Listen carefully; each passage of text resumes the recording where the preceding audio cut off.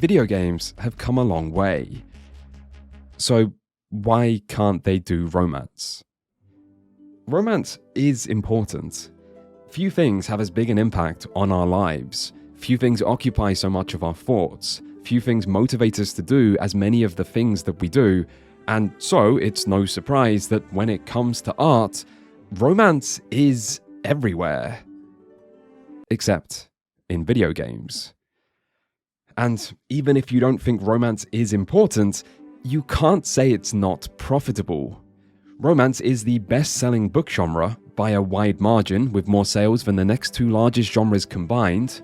Romance dominates music, with a study of all top 40 songs since the 60s showing that over 67% are about relationships and love, with the next highest category being sex and desire. And then there's movies. Do you know what percentage of movies feature some type of romantic depiction? That wasn't a rhetorical question. Do you know? Because I wasn't able to find out, but I think we both know it's somewhere in the range of a lot. Basically, in the world of entertainment, romance is big money.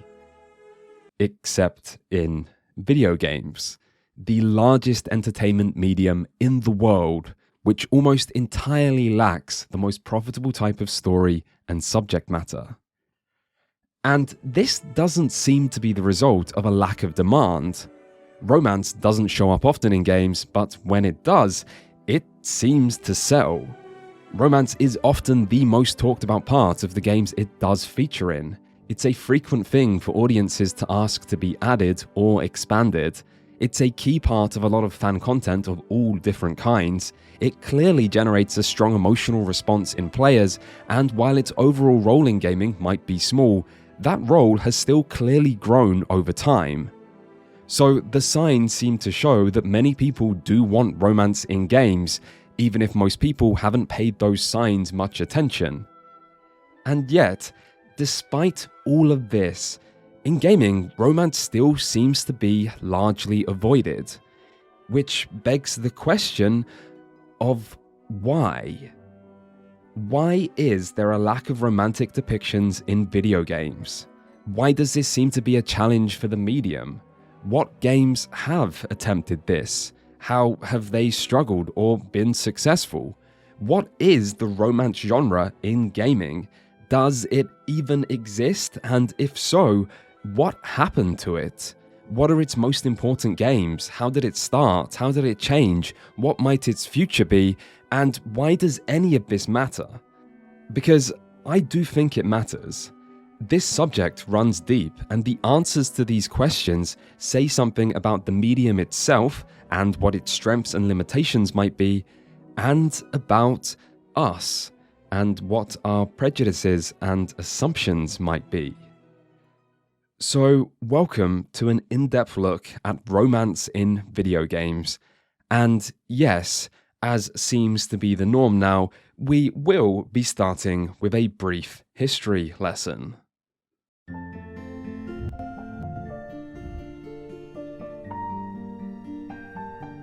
Romance is important, so perhaps it shouldn't be a surprise that games didn't take long to depict it.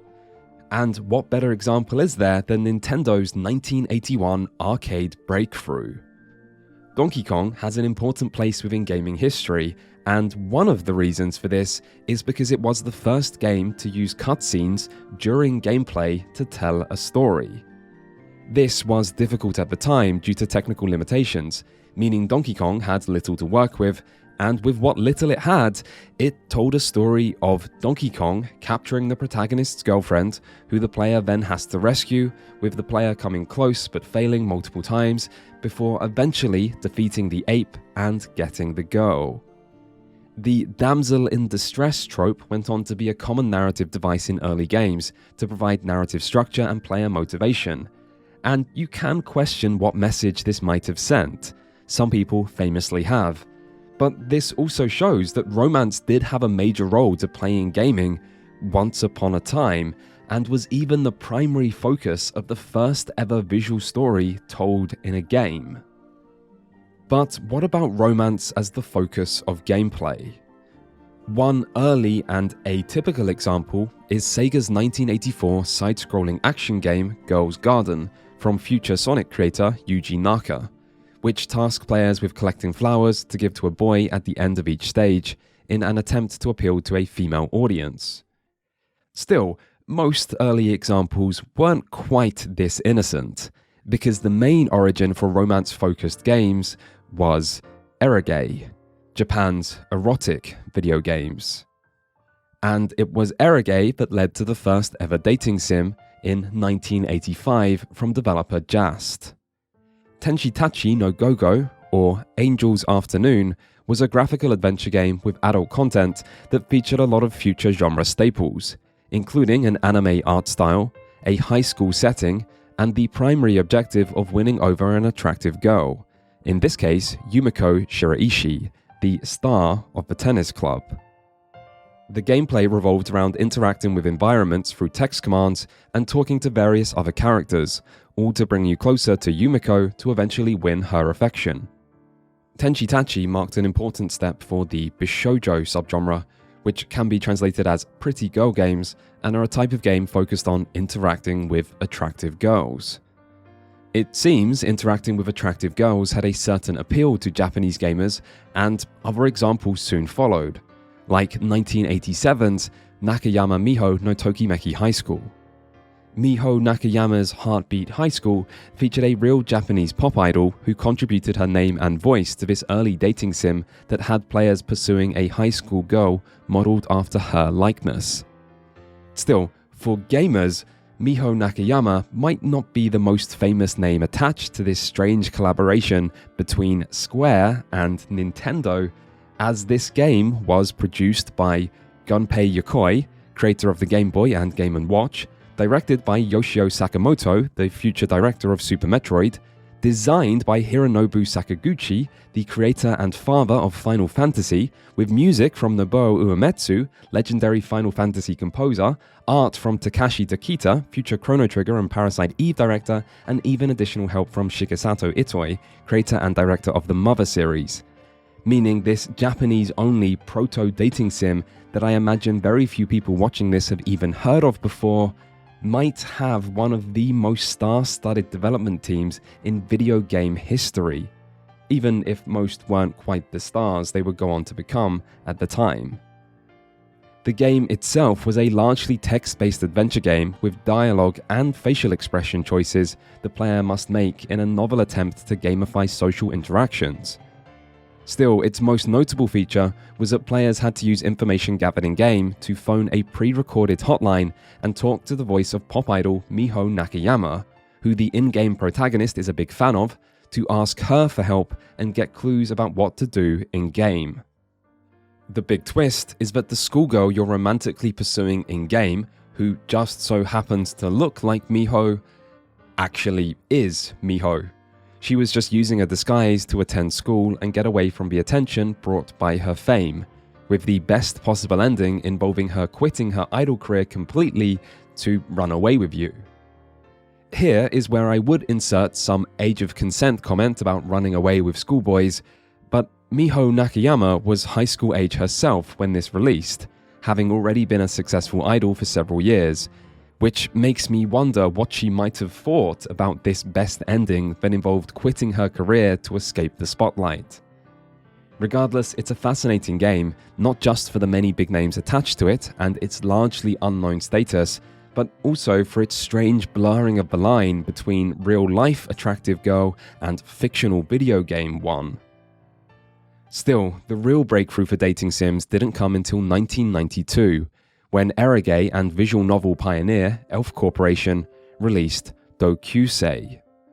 Doukyuusei, or Classmates, was also a graphical adventure game set in a high school with anime visuals and adult content, but it brought a new focus on multiple attractive girls instead of just one. Players then had a choice of which girls they want to spend their in-game time talking to, and at the end of a 3-week period, the player then had to choose who they wanted a relationship with, and providing they had successfully raised that girl's affection level enough by making the right key dialogue choices and spending enough time with them, The player would then unlock a unique ending for each girl, showing off their future together. This change added a new sense of player agency to the experience and meant the goal of interacting with girls wasn't just to win the girl, but also to uncover their personality so that the player could decide if they wanted to be with them, amplifying the sense of wish fulfillment while also catering to a wider range of tastes. This change proved highly successful, with Doukyuusei generally being considered as the first true dating sim and many more soon following in its wake. These games were built for Japanese personal computers of the era, like NEC's iconic PC-98 series, which, while not cheap, did offer high resolutions and lots of memory, making them perfect for text-heavy games or just showing off detailed pixel art. And my god, did some of these games show off with their pixel art. Forget anime titties, look at the dithering on the anime titties. There was a lot of adult content in these games. They knew what their mostly male, mostly young, and probably horny player base wanted, but man did they go hard with their pixel art at times. Still, this did leave the question of what about players who weren't horny young men? An answer didn't take long to arrive. Angelique released in 1994 and is generally considered the first otome game, or maiden game, a subgenre of romance games made specifically for female audiences. Angelique was developed by an all-female division of Koei that was headed by Koei co-founder Keiko Arakawa. Keiko faced a significant challenge in creating her all-female development team, however, which was that there were no other female game developers at Koei at the time. But she would eventually fulfill her goal of creating a game made exclusively by girls and for girls, and in doing so she created an important and enduring subgenre. Angelique itself was similar to Koei's Romance of the Three Kingdoms strategy games, but Angelique instead cast players as a high school girl vying to be queen of a fantasy world through the assistance of 9 guardians who each served as potential love interests. As a result, it combined strategy gameplay with dating sim elements, although unlike other dating sims of the era, in Angelique, choosing one of the love interests meant forfeiting your right to the throne, meaning love was optional rather than being the main objective, and also came at a cost. Other otome games would follow, although the subgenre's rise to prominence would be slow and gradual. But for dating sims more broadly, true mainstream success was on its way, as also in 1994, Konami would release the seminal Tokimeki Memorial. Tokimeki, or Heartbeat Memorial, took the interacting with multiple girls approach seen in Doukyuusei, but abandoned the graphical adventure-style gameplay to instead create a more simulation-focused experience, largely inspired by the stat-raising seen in Gainax's Princess Maker series.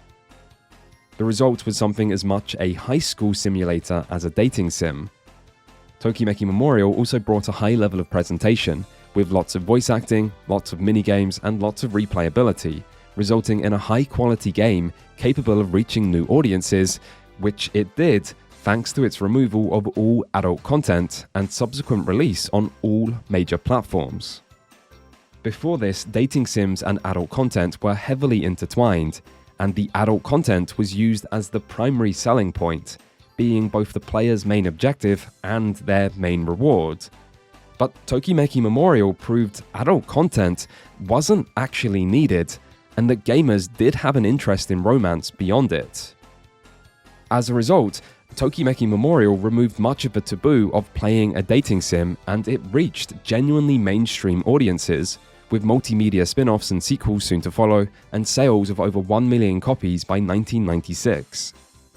In fact, its success was so big in Japan that even international audiences started to pay attention for likely the first time, and soon other games and genres would incorporate dating sim elements of their own, like farming sim series Harvest Moon, tactical RPG Sakura Wars, JRPG Thousand Arms, and eventually several others.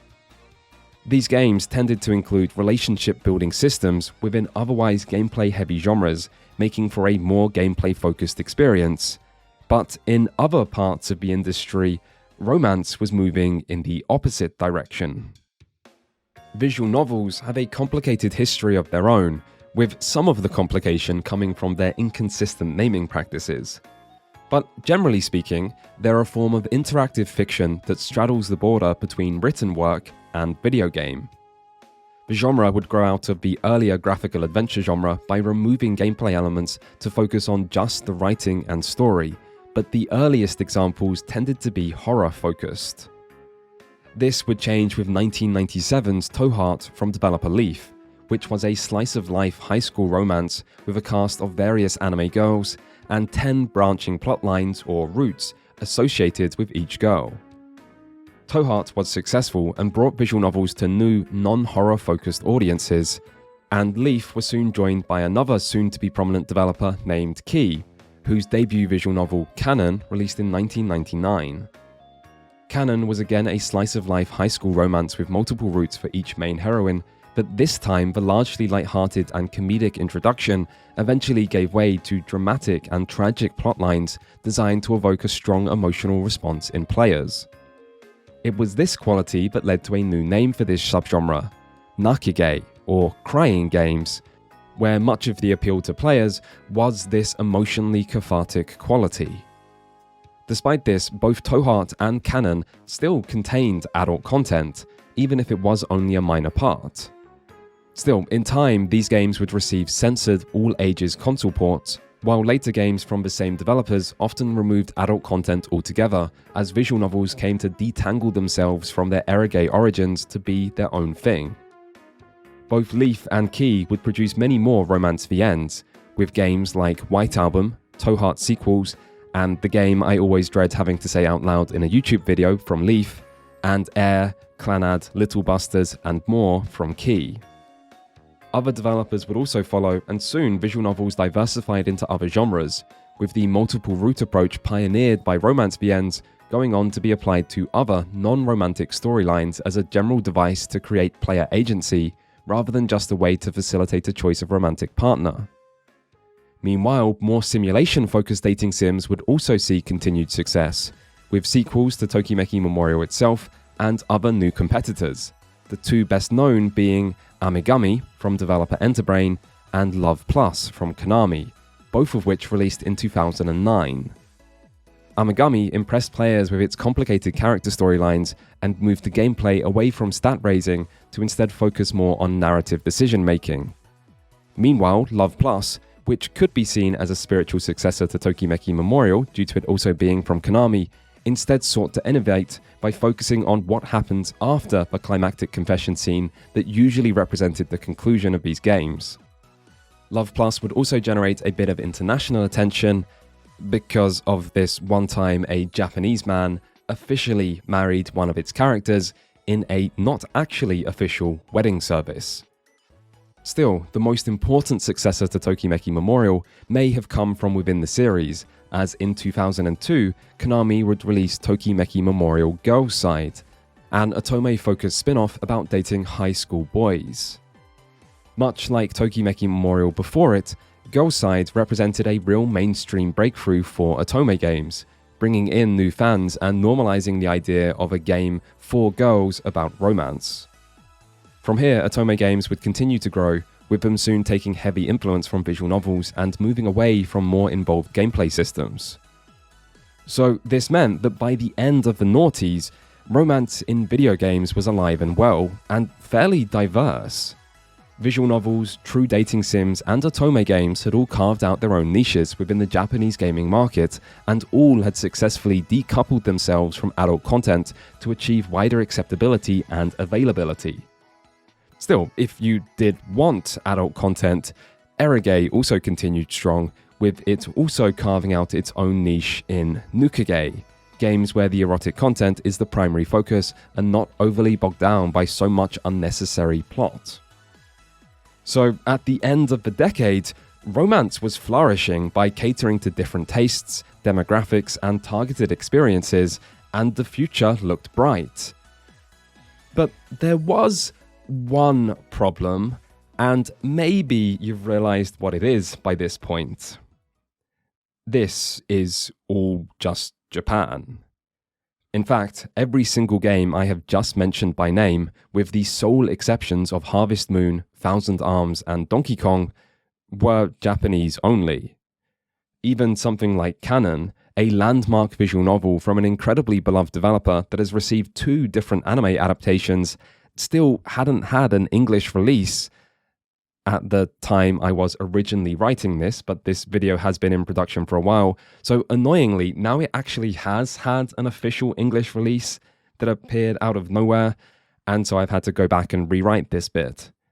Anyway, at least this shows that it is possible for these games to make it to the West, and all it took was, let's see, a mere 25 fucking years. So, all of the success, all of the mainstreamification, the innovation, the diversification, all of it only applied to Japan. In the West, dating sims were still mostly unheard of, and most who had heard of them knew them for negative reasons, like, haha, isn't it silly a Japanese man married his Nintendo DS? So, dating sims were little more than the punchline to jokes about how weird Japan was, and the idea of putting in time and effort to beat a game and get a virtual girlfriend might have been seen as pathetic. And maybe it still is. A lot of early dating sims and visual novels were excluded from Western markets just by virtue of their adult content, as most retailers wouldn't stock games with the highest age rating, and while extreme violence generally got a pass, adult content generally didn't. Meanwhile, even games without adult content would still have been difficult to localize.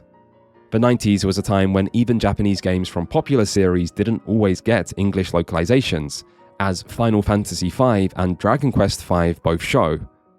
These games basically had too much text and seemed too Japanese to be deemed worth the cost needed to bring them to the West in time, and if these games didn't make the cut, then something like Tokimeki Memorial, which has more text and is more Japanese, had little chance regardless of how popular it was in its home market.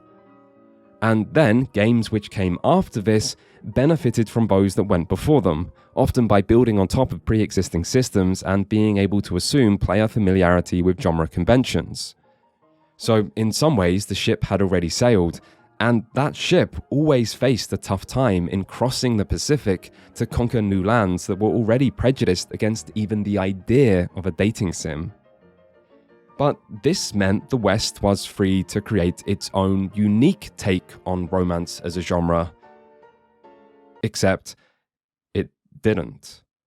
The Western games industry's answer to romance was, don't. They said, and I'm paraphrasing here, a game where you date girls instead of stab men? Dude, that's gay. To say that Western games never depicted romance is admittedly not quite true. Romance is a massive part of life, so romantic relationships had to be depicted sometimes, particularly as story came to be a greater focus for the medium, but there were certain patterns about the way Western games did this. For example, one reoccurring narrative device was romantic partners dying to provide motivation for quests for revenge, or just character development, which might be one of the least romantic ways to deal with needing to depict relationships. Still, the general rule seemed to be that players were told that romance exists within Western games, but very rarely shown anything romantic on screen. Basically, romance is a part of these games' worlds, just not a part of the games themselves. But there were at least some exceptions, and so I challenged myself to come up with a list. Every on-screen romance in a mainstream Western game that could actually be considered romantic, outside of the optional romances in RPGs.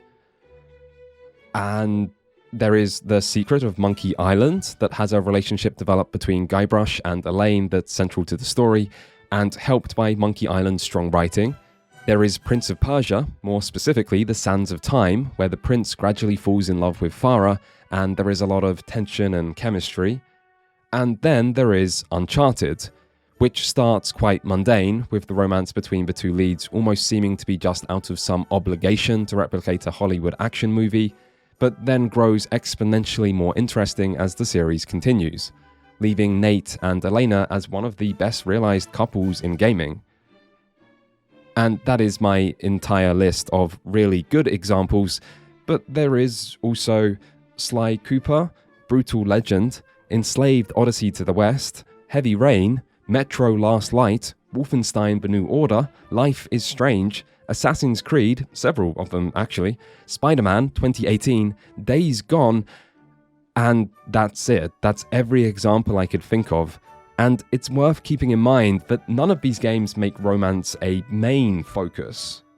So, out of thousands of games, this isn't exactly a lot. So maybe it's just that Western game developers don't want to focus on in-depth and emotional relationships between two characters that progress over the course of the game. Except that's not true, because there are plenty of games that do this. They just use parental or even sibling relationships rather than romantic ones.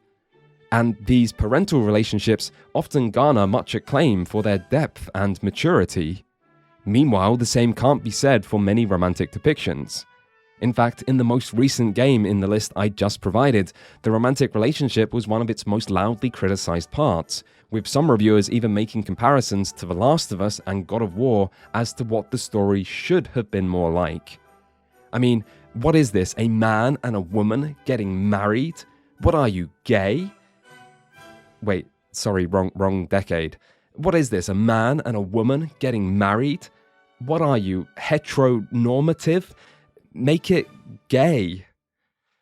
But luckily, Western gamers wouldn't be too love-starved, because even if no Japanese romance-focused games made it to Western shores, other Japanese games still did, and one genre in particular featured plenty of romance. Japanese RPGs would also struggle to get localized initially, but once they did, it didn't take long for success to follow, and romance came alongside it, particularly in the most mainstream JRPG series of all, Final Fantasy, where almost all mainline games since 4 featured on-screen romances prominently. In fact, Final Fantasy IV itself was the first game to move away from player-created characters to predefined characters, and one of the main reasons for this seemed to be to depict a romance between Rosa and Cecil. Final Fantasy VII then went even further by including a love triangle between Cloud, Tifa, and Aerith, with genuine dating sim elements that tracked the player's affection with each girl and led to a unique date scene based on whose affection was highest. Final Fantasy VIII then went even further by making the romance between the two leads the main part of the story and the literal logo for the game, with plenty of character development tied to this romance, as well as multiple romantically evocative scenes like awkward ballroom dancing and longing heartfelt embraces, as well as several other romances between several other characters. Final Fantasy X then did most of this all over again, but with voice acting and realistic character models this time, including a prolonged kissing scene, and not sex, but I think there might possibly maybe be an implication here. And it's not like this is the first such implication in the series. Final Fantasy characters fuck. And then Final Fantasy XII subverted expectations by not including romance, which didn't stop fans from saying there should have been a romance or speculating that there actually is a romance between this character and that one. Wait, no, you mean this one and that one. How could you possibly say it was that one? Shipping is serious business for the insane. Now, I don't want to go too Final Fantasy on everyone because I've already done that, but it does seem relevant to me that for as long as I can remember, romance in Final Fantasy games has been heavily criticized for being unrealistic or melodramatic, or for individual characters being unlikable, or for a lack of chemistry, but I still think it might have been one of the things that made this series such a big success in the first place. Romance in video games was rare, so the exceptions stood out, and this might have attracted new or different audiences, like female players. Still, it might also have attracted male players. There aren't many romantic things made for guys, and maybe some guys want romance. Maybe some guys want romance without even realizing they want it because romantic media isn't usually targeted towards guys. Or maybe some guys feel embarrassed about wanting romance, particularly in the 90s when those guys would be like 12 or whatever, and so maybe Japanese RPGs were a way to get to enjoy romance without feeling so self-conscious about it. Maybe JRPGs made romance acceptable for guys. I mean, it's fine. Cloud's cool. Look how big his sword is. There's nothing unmasculine about this. Now, put on that dress and let's go rescue Tifa. Maybe she'll go out with you this time. JRPGs were a romantic oasis in the Western gaming industry desert, and some people were understandably thirsty. And so romance came to be an important part of the entire genre, to the point where it possibly felt too expected, and with some games like Persona 3, Fire Emblem Awakening, and others even adding in dating sim elements, making these likely the first dating sims many Western players ever experienced. But it wasn't just Japanese RPGs, because there was one exception to the no romance in Western games rule. RPGs are one of the oldest gaming genres, and for much of their existence, they had nothing to do with romance until BioWare's Baldur's Gate 2, which expanded the role of companions and allowed some of those expanded companions to be romanced. There were 3 female options and 1 male, with more planned but ultimately cut, and through conversations that occur in-game periodically, romances could be initiated through certain dialogue choices. Unlike in a lot of games that followed, however, romance in Baldur's Gate 2 was challenging. The correct dialogue choices weren't always obvious, with coming on too strong or too weak, or too quickly, sometimes ending things permanently. And these characters could come with baggage, like Jaheira, who was still grieving the death of her very recently deceased husband. For such a big game, this romance was still just a small part of it, but that didn't stop it having a large impact on players, and in time, the role of romance in BioWare's RPGs only grew. This is nicely illustrated by Mass Effect, where the first game had 3 romance options, and this alone generated a lot of attention, both good and bad, but then Mass Effect 2 increased that number to 9, and Mass Effect 3 increased it again to 12, with 3 more added in DLC. And so, by the conclusion of the trilogy, romance had come to be one of the most discussed aspects of these games, with a similar story being seen in Dragon Age, BioWare's other big series. In time, almost every other Western RPG developer would follow, with some, like CD Projekt and The Witcher, adding romance right from the start, and others adding it with time, like Bethesda with Skyrim and Fallout 4, and Larian Studios with Divinity Original Sin 2 and Baldur's Gate 3. Basically, as soon as fans were given a taste of romance, they called for more, and developers gave it to them. Now, you could say these romances were a bit shallow, but players still loved them anyway, and why wouldn't they? Western games are a desert and players are thirsty, and so along comes God's favorite princess, and what do you think's gonna happen? This will do. Take off your clothes. Still, there is something strange about the way romance has come to play such a large role over a genre that spent much of its existence having nothing to do with it. Because many people don't just want romance in Western RPGs, they expect it. And it almost seems like RPGs became the designated romance genre in place of any actual romance genre. But maybe in modern times, romance does finally have a chance to excel all on its own. The 2010s saw the rise of indie games and digital distribution, meaning games could find success through appealing to more niche audiences and even include adult content now that developers weren't reliant on physical store shelves to sell copies.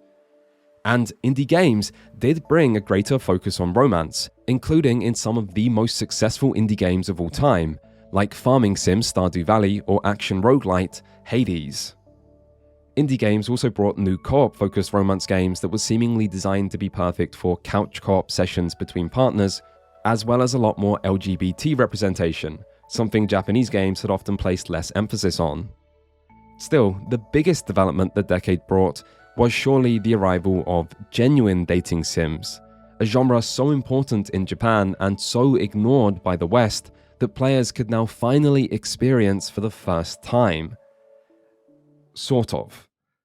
Because in the explosion or not, there was still one problem for dating sims, for developers and players both, which was the stigma. Dating sims were, and often still are, seen as weird, or perverse, or problematic, or most common of all, just kind of pathetic. And this might make new players less likely to try them, and developers less willing to make them, and gaming media less willing to cover them, and even existing fans less likely to openly talk about them. It's already hard to introduce a new genre to a new audience, but when that genre is stigmatized, it's going to be harder. But breakthroughs did still come, just from unexpected places. The first was Katawa Shoujo, or Disability Girls, which started life as a single piece of concept art by doujin artist writer in 2000, showing a group of 5 girls, each with different physical disabilities. 6 years later, this image was colorized and translated, and then posted on 4chan's anime board, where it quickly achieved meme status, in part for the absurdity of the idea of a dating sim focused on disabled girls, but more so because people wanted it to be real. In fact, people wanted it to be real so bad that anonymous users with no game dev experience started to work together on 4chan to make it happen. And so, through this strange collectivist approach to game development, something almost unprecedented for a game this ambitious, the West's first ever genuinely successful dating sim was created. Katawa Shoujo released in early 2012 and delivered on its original premise. It was surprising that a game made this way was even finished, but the bigger surprise was that it wasn't just a finished game, it was a good game, and one which tackled its quite controversial subject matter of dating disabled girls with nuance, understanding, and empathy. Katawa Shoujo had heart, and it won the love of countless players, making it easily one of the biggest games of the year. On 4chan, the rest of the internet mostly ignored it, with media coverage being rare, but on 4chan it was legendary. In fact, it was discussed so heavily that an entirely new type of image board, the video game general board, was created just to deal with all the conversations it spawned, and the Katawa Shoujo general thread continues to be active to this day, having received millions of replies. And I do mean millions. The total thread number has been lost twice, and yet since counting began again, it's up to version 4002. And with each thread receiving about 750 replies, that's 3 million replies just since counting began, making this possibly the most talked about game in 4chan's history. But it was also one of the first ever visual novels to achieve popularity outside of VN communities. It remains one of the most read visual novels in the West, with it currently sitting in 3rd place on BNDB, ahead of games like Steins Gate and Doki Doki Literature Club, and it is a landmark title in the history of romance in video games and the first ever true breakthrough for dating sims in the West. And it would soon be followed by another. Hatoful Boyfriend shows many parallels to Katawa Shoujo, although there is one important difference you might be able to notice. Still, its origins are similar. It began life as an April Fool's joke created by Japanese manga artist Hato Moa in 2011 of an otome game where you date pigeons instead of boys.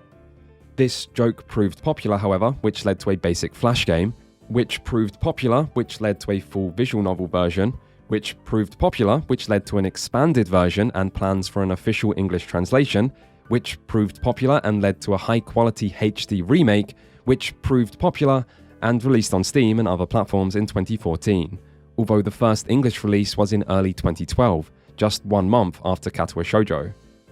But unlike Katawa Shoujo, Hatoful Boyfriend's absurd premise brought plenty of media attention, with multiple videos on YouTube covering it gaining millions of views. This was likely because the idea of a dating sim for birds was funny, particularly within early 2010s internet culture, and even if the game itself was much more than this ironic take on the dating sim idea removed most of the stigma usually associated with the genre. I mean, it's clearly not perverse or problematic, and while it might still seem weird, it's weird on purpose, and that weirdness is part of the joke that the player feels in on. So, Hatoful Boyfriend was a dating sim that no one had to feel embarrassed or ashamed for enjoying, and as a result, it again reached new audiences and slowly helped popularize dating sims as a concept. Irony would continue to play an important role for dating sims in the 2010s, but there was another way to destigmatize the concept, which was by making it progressive, like in 2017's Dream Daddy, a dad dating simulator from the Game Grumps. Dream Daddy casts players as a single father that's just moved into a new neighborhood, conveniently full of other dads who are single and looking to mingle. A lot of the stigma around dating sims has centered on the way they appeal to straight male fantasies by objectifying women or being seen as cheap excuses to include adult content. So one way to combat this is to instead focus on traditionally marginalized groups and turn the romantic wish fulfillment inherent to the genre into something that could be considered empowering. So Dream Daddy received plenty of positive media attention, not in spite of being a dating sim, but in many ways because of it. That said, the idea for making Dream Daddy still came directly from the earlier Hatoful Boyfriend. Dream Daddy wouldn't be the biggest dating sim released that year though, because 2017 also brought Doki Literature Club, a subversive parody of the genre that became a smash hit, achieving a level of success never seen before or since. Except Doki Literature Club wasn't really a dating sim, it was a deconstruction of dating sims, and just think about that for a second. Most of the people who played this game had never played an actual dating sim before it. So this game that was entirely focused around deconstructing the genre, providing commentary on certain tropes and narrative devices, and subverting players' expectations around what a dating sim normally is, became massively popular with an audience who had no first-hand experience with any of the things it was deconstructing, commentating on, or subverting. And that isn't normal. In fact, it basically spoils the twist of the experience because players can tell instantly that this isn't just a normal dating sim, as there's no such thing as a normal dating sim with this kind of popularity. So Doki Literature Club couldn't cleverly hide amongst its peers, as those peers didn't exist. And there is something slightly absurd about that. A subversive deconstruction of something achieved true mainstream success before a single example of what it was subverting or deconstructing ever did.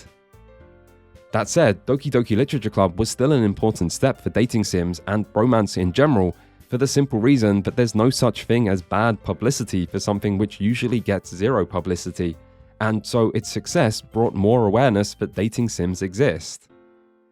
From here, there would be other indie examples, some also ironic but some sincere, and there does seem to have been a general trend towards increased popularity and decreased stigma over the past 10 years.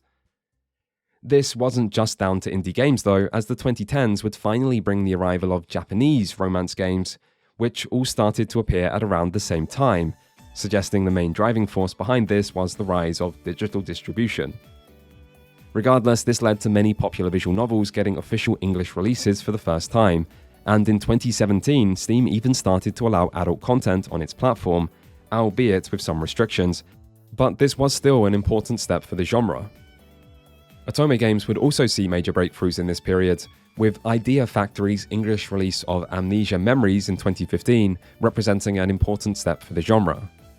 Amnesia is the most popular Otome game on VNDB, and seems to have a reputation for being many people's first experience with the genre. It also has a reputation for the cage, but don't worry about that just yet. 2016's Korean phone game Mystic Messenger was also an important release, but the biggest breakthrough for Otome games in the West has been the Nintendo Switch, which has received more and more releases over time, giving fans a wealth of options to choose from, some of which have even received genuine critical acclaim, something otherwise unheard of for a dating sim. Finally, recent years have also brought the first ever English translations for a lot of classic dating sims. Tokimeki Memorial received its first complete English fan translation in 2022. Doukyuusei also received its first English translation by way of an official remake, also in 2022. Amagami received its first English fan translation in December 2023, mere months before I started this video. Sakura Wars got its first English fan translation in 2019, and Tokimeki Memorial 2 and Sakura Wars 2 and 3 all have active fan translations in the works. So it's a good time to be a non-Japanese speaking dating sim fan, and maybe it's the first good time there's ever been. Not only have indie games tackled dating sims and romance in their own unique ways, bringing more diversity, but visual novels, eroge, and otome games have all carved out their own specific niches, leading to more and more English releases. As for romance more broadly, BioWare might have gone dark, but games like Baldur's Gate 3, Persona, Fire Emblem, Stardew Valley, and Hades have all helped push romance into the mainstream alongside strong critical and commercial success. The only negative for romance in gaming is that the Japanese market itself doesn't seem to have grown much over the last decade, with true dating sims like Tokimeki Memorial or Amagami seeming to have largely disappeared, possibly because of the dwindling viability of big-budget Japanese-only games in an era where game budgets have continuously risen, but also because of new competition from the mobile market. In fact, one thing I'm not getting into in this video, but could, is the role of gacha games within this and the direct commodification of getting the girl/boy through new waifu collecting pay models. But outside of this, romance in games has seen continued growth over recent years, and there are more and more signs than ever before to suggest romance is something audiences want. And yet, it still feels like the industry hasn't had its real breakthrough moment. I mean, there's still never been a true critically acclaimed love story in gaming. There are countless examples from other mediums, just not games. And while critically acclaimed games have featured romance, this still often ends up as one of their most criticized parts. Depicting romance in games still seems to be something that developers struggle with, and how to incorporate this into gameplay still feels largely unexplored. Meanwhile, games which do put a heavy focus on romance can succeed, but they're undeniably niche, and people who aren't fans of these genres barely seem to acknowledge they exist. In fact, I'm not even sure that a lot of people know some of these genres exist. Finally, the stigma around dating sims and romance more broadly is less than it used to be, but it's still there, and it still shows up in all sorts of different ways. Progress has been made, but it still doesn't seem acceptable to look for love in a video game.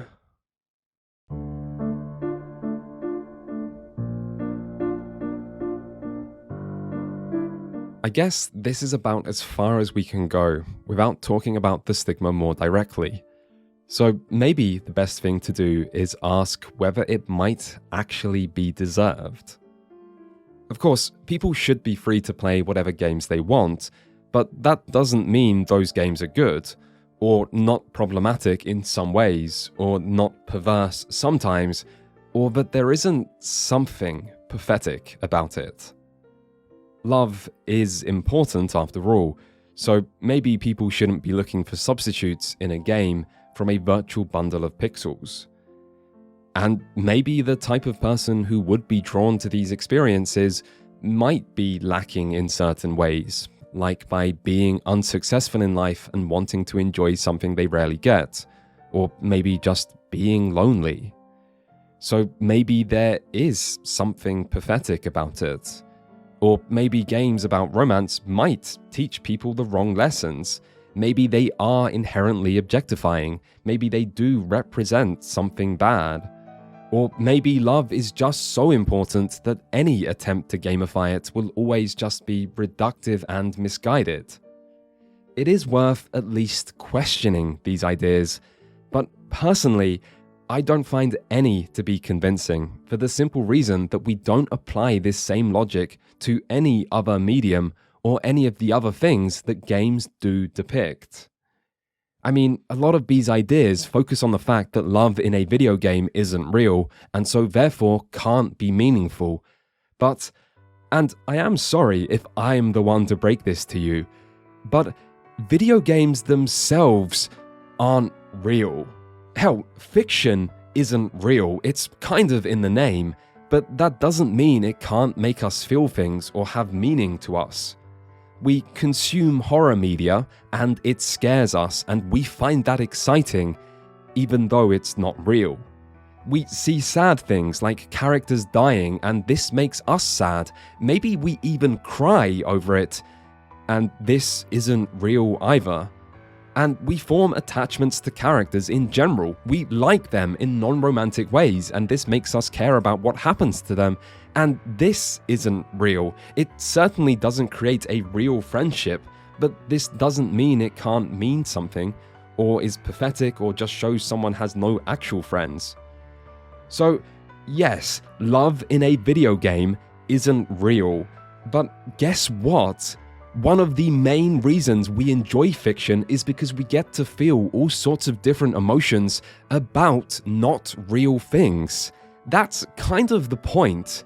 So, is it really that strange to apply this to romance as well? To think a fictional character seems lovable, or to recognize traits in them that we think are attractive, or to feel invested in what happens to them, or invested in whether two on-screen characters enter a relationship, whether they hold hands, whether they kiss, whether they do more than that, whether it all works out in the end or instead goes horribly wrong. So, it's not real, and that's okay.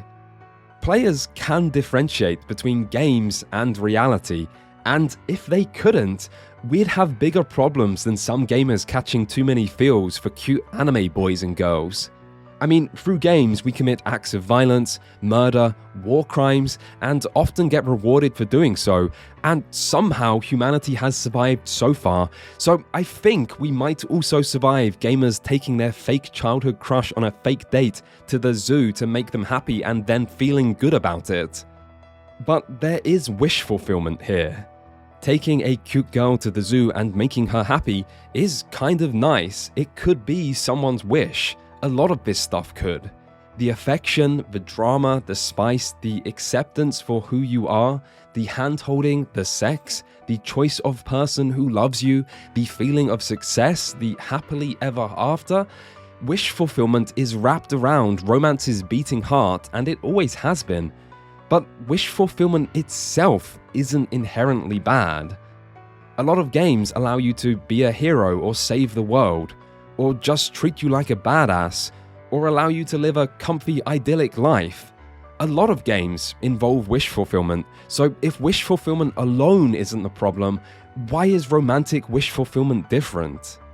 Is it just that by enjoying these games we are admitting to ourselves that these really are our wishes? That actually we do want love, acceptance, sex, intimacy, and everything else that might come with this? Because I think people admit this, they're not exactly weird things to wish for. So why does it still feel wrong to look for love in a video game even today after all these years? Why is there still a stigma? I've spent a while thinking about this question and struggling to put into words exactly where this stigma seems to come from. And I just keep finding myself drawn back to this quote from Tim Rogers. They said, and I'm paraphrasing here, a game where you date girls instead of stab men? Dude, that's gay. This is a great line because it accurately captures the sentiment of the era, but also because of the irony. Wanting to date girls, as a guy, would usually be considered rather not gay. Some might even be so bold as to say it's quite straight, actually. And yet, in the world of a young guy in the 90s, of course playing a dating sim is gay. It doesn't matter that this literally doesn't make sense, because gay was used for more than its literal definition. It was also the go-to word to insult a man's masculinity, and that meant anything could be gay if it didn't fit into some general masculine ideal, as dating sims don't. And yet, the 90s are over, and so is the era of just calling everything gay all the time. We now see this as offensive to people who are gay, who knew, and yet that doesn't mean society doesn't judge men anymore. And if there is one thing society seems to judge men the most over, it's surely romantic success. Romantic success is widely seen as something to aspire to, while a lack of success is viewed as near universally bad, and insults used against men, like virgin and incel, often target this lack of success deliberately, probably because there's so much insecurity around this subject. And these insults in particular create a strong association that this lack of success really is bad, not just because it means a man is pathetic, but even seeing this lack of success as some kind of moral failing that potentially signifies misogyny, or that someone might be a dangerous future terrorist, as the word incel can imply. So maybe a video game that seems like a direct substitute for romantic success might therefore also be seen as bad. Just like it was in the 90s, where the real problem was never that dating girls is gay, it was that real men should be getting real girlfriends, not virtual ones, an opinion many probably still have to this day. And it's not like progressive politics is going to come in and champion romance for men to try to save the day either, because romance is also intimately connected to wish fulfillment, and therefore romance for straight men is going to involve appealing to men's fantasies, which was something that came to be seen as rather controversial in gaming in the 2010s. I wrote a blog post a while ago about why I f***ing hate video games, because this is what it does. It appeals to like the male fantasy. I mean, she wrote a blog post about it, but there was a lot more than just one blog post. The portrayal of women in gaming became a hugely talked about subject, and dating sims didn't just appeal to male fantasies, they also objectified women in a literal way, making them objects to dispense love, affection, and sometimes sex that you could win through gameplay, with this sometimes being the entire point of these games. And so, while the stigma surrounding gender and masculinity might have somewhat decreased with time, the stigma surrounding things that might be seen as sexist has largely increased. And of course, this is all just the stigma around romance for men. There is a whole other side to this for women, with romantic media often historically being seen as of lesser importance due to its association with women, while also often being seen as cheap and trashy for the way it provides female wish fulfillment. And so this stigma that enjoying romance is bad seems to have deep roots and surely impacts the perception of romance in video games. And after thinking about this subject a lot, the only conclusion I can come to about this is that it seems like bullshit. Wish fulfillment isn't inherently problematic, even for straight men, and is a normal thing to enjoy for everyone. An interest in romance isn't an indicator of anything else other than that you enjoy romance. Romance itself isn't inherently unmasculine, and even the concept of tying men's value to how much sex they have probably isn't the best idea to begin with. So if this is the main reason romance in gaming is so looked down on and underrepresented, it seems like something that should be questioned and challenged. And yet, there is one other explanation, one reason that would be valid that might also explain gaming's lack of romance. Quality. Maybe romance in video games just isn't good. Whether because of the medium, or developers, or individual games themselves, maybe romance in games is just bad. And maybe this explains the genre's struggles and why playing these games is viewed as kind of pathetic. And I have to admit, this might once have been my opinion. I mean, I play a lot of RPGs, maybe you've noticed, and few games represent romance in gaming as much as RPGs do. These romances aren't a huge part of these games in terms of runtime, but they are one of their most talked about aspects and one of the most important to fans, and yet their limited length almost guarantees that they're shallow. There's only so much that can be done with a few short scenes, and so the romance tends to start suddenly and then end abruptly, with the journey seeming rushed and lacking any of the conflict that would usually be used to show romantic development. Instead, it's just you listening to them for several scenes, usually while they drop backstory-related exposition on you, and then before you know it, they're completely in love with you, and it's just so easy. Usually, romance relies on tension, the will they, won't they, what will go wrong, how will it be resolved type of questions that drive a story forward, but RPGs have none of these. Then there's the problem that only one character here has a personality, and spoilers, it's not you. Instead, you're just a blank slate, and yet they love you despite this. In fact, they're specifically designed to love the player's blank slatedness, and so while they might have lots of personality, they never actually react to your personality, creating completely one-sided interactions that just don't feel romantic. You could argue there are some exceptions. The Witcher benefits a lot from the protagonist having a defined personality, leading to a sense of genuine chemistry, while Mass Effect benefits from being a trilogy, giving it a greater runtime to explore its characters' relationships, with some characters even starting as unromanceable in the first game, making romantic developments feel less sudden when they finally do happen later.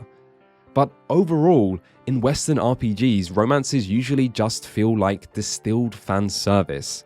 And I think the main reason people actually like these romances is because the characters themselves might be great, and people like these characters and are just grateful to get whatever romance they can from them.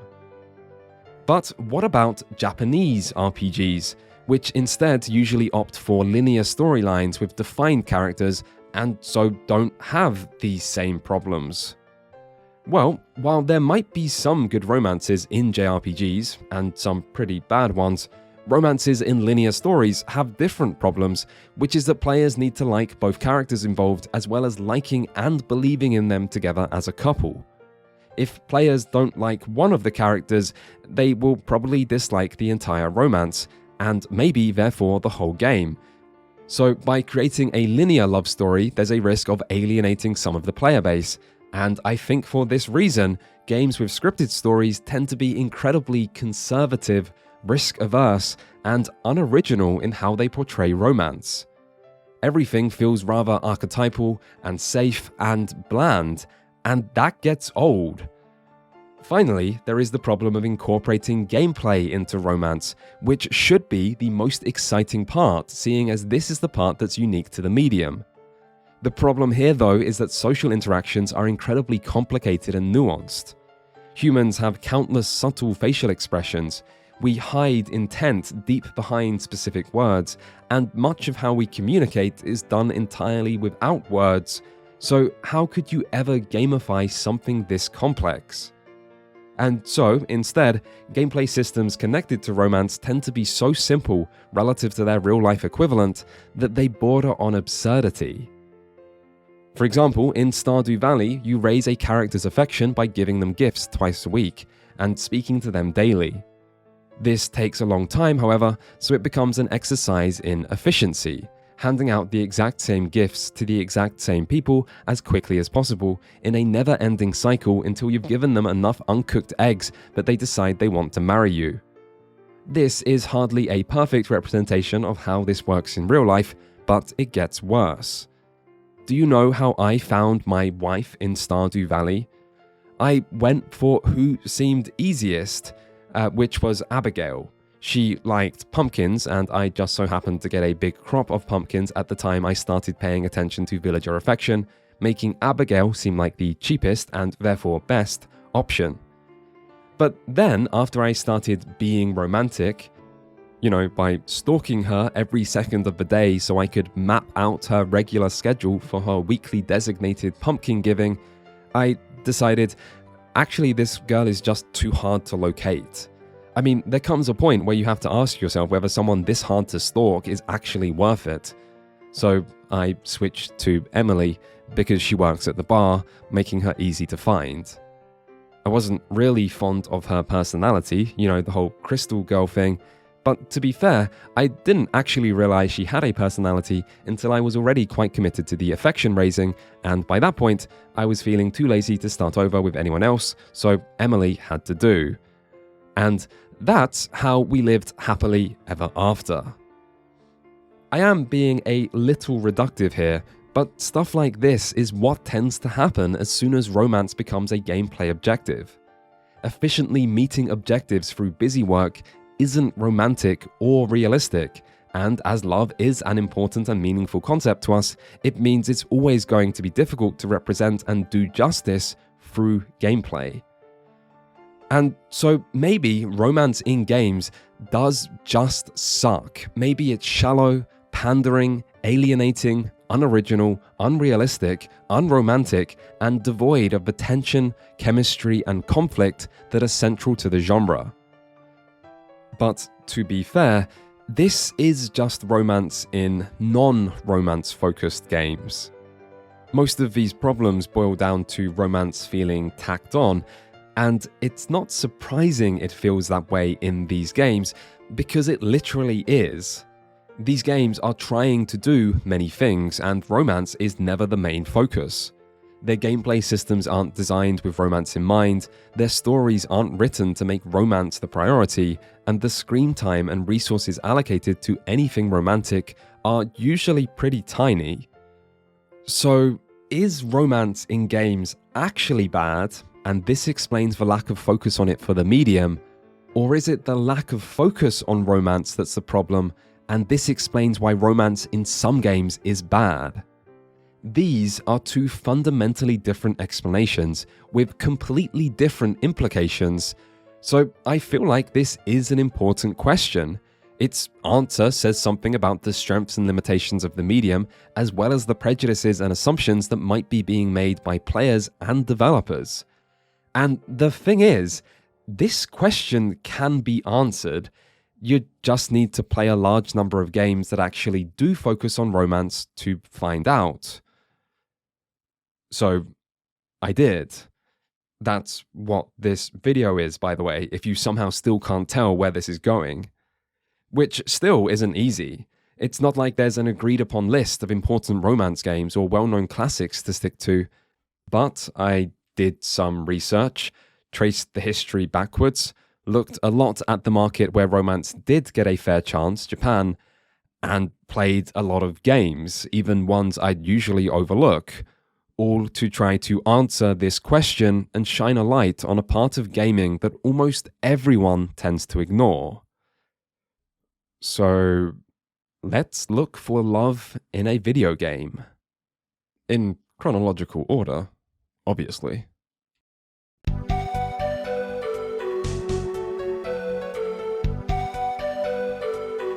Doukyuusei is in many ways the first dating sim, so it's a shame to not play the original PC 98 version. But that version has never been translated to English, meaning the 2021 remake had to do. Now, obviously you might be able to notice there is a difference in the art style, but that's not what this video is about. I'm here to talk about romance, so the best thing to do would be to just move on and ignore it. Which I'm obviously not going to do. Now, I know art is subjective and we all have different opinions, but I think everyone can agree that PC 98 pixel art is objectively the greatest aesthetic humanity has ever created. This is where we peaked as a species, and it's basically all been downhill since. So I do think it's a shame that this seminal piece of gaming history hasn't been better preserved in its original format. I also think it's a tragedy that most PC 98 games have never had English releases and never will, and I think it's somewhat criminal that more attempts haven't been made to preserve, replicate, and celebrate this iconic art style. And yes, I did say criminal, because somebody should be in jail. Anyway, the remake looks fine. Actually, the new art looks pretty good. This is a high-effort remake with all new voice acting, animated openings, and a new, easier difficulty mode that greatly modernizes the experience. Just keep in mind that if you buy the game through Steam, you will need to download an additional patch to add the adult content, which there is quite a lot of, or else you'll just repeatedly see these black screens, which can be a slight problem as you sometimes need to interact with specific parts of images to advance the game, and that's quite difficult when there is no image in the first place. Oh, and make sure you download this patch before you start, because when you apply the patch, it will delete all your save files and force you to start over. Thanks, Steam. You know, I'm not mad you do this, I'm just disappointed that you would include the first adult scene for some reason, just to trick me into a false sense of security so that I got 4 hours into the game before wondering, why am I seeing black screens instead of anime titties? This can't be right, and then having to start over from the very beginning. Anyway, with that out the way, in Doukyuusei, you play as a high school boy on their final summer break who has no interest in studying, getting a job, or any actual hobby other than talking to girls. And so that's all you do. There are 14 girls in total, alongside a few other minor characters, and unlike later dating sims or visual novels, there's no choice of route here, so all 14 can be pursued simultaneously until the game's conclusion, where you decide which girl you want to confess your true feelings to. The girls themselves will probably seem quite familiar to anyone who has consumed much anime, with several of them fitting certain archetypes that seem to show up quite often in dating sims. For example, there is the brash, sporty tomboy, the sheltered but earnest rich girl, the laid-back childhood friend, the cute, innocent flower seller, the hot doctor, the hot nurse, the hot pharmacist, the hot teacher, the hot alcoholic hostess, the demure but hot housewife, the confident older girl, the other confident older girl, and the other confident older girl that's secretly not confident. Okay, so maybe those aren't all archetypal. There is a lot of girls in this game, but tropey and wish fulfillmenty as they might be, they are probably the game's strongest aspect. These characters have a lot of personality that constantly shines through when interacting with them, and there is far more going on in their lives than just wanting to get it on with the protagonist. In fact, a lot of them don't seem that interested in the protagonist really, despite his constant attempts at flirting.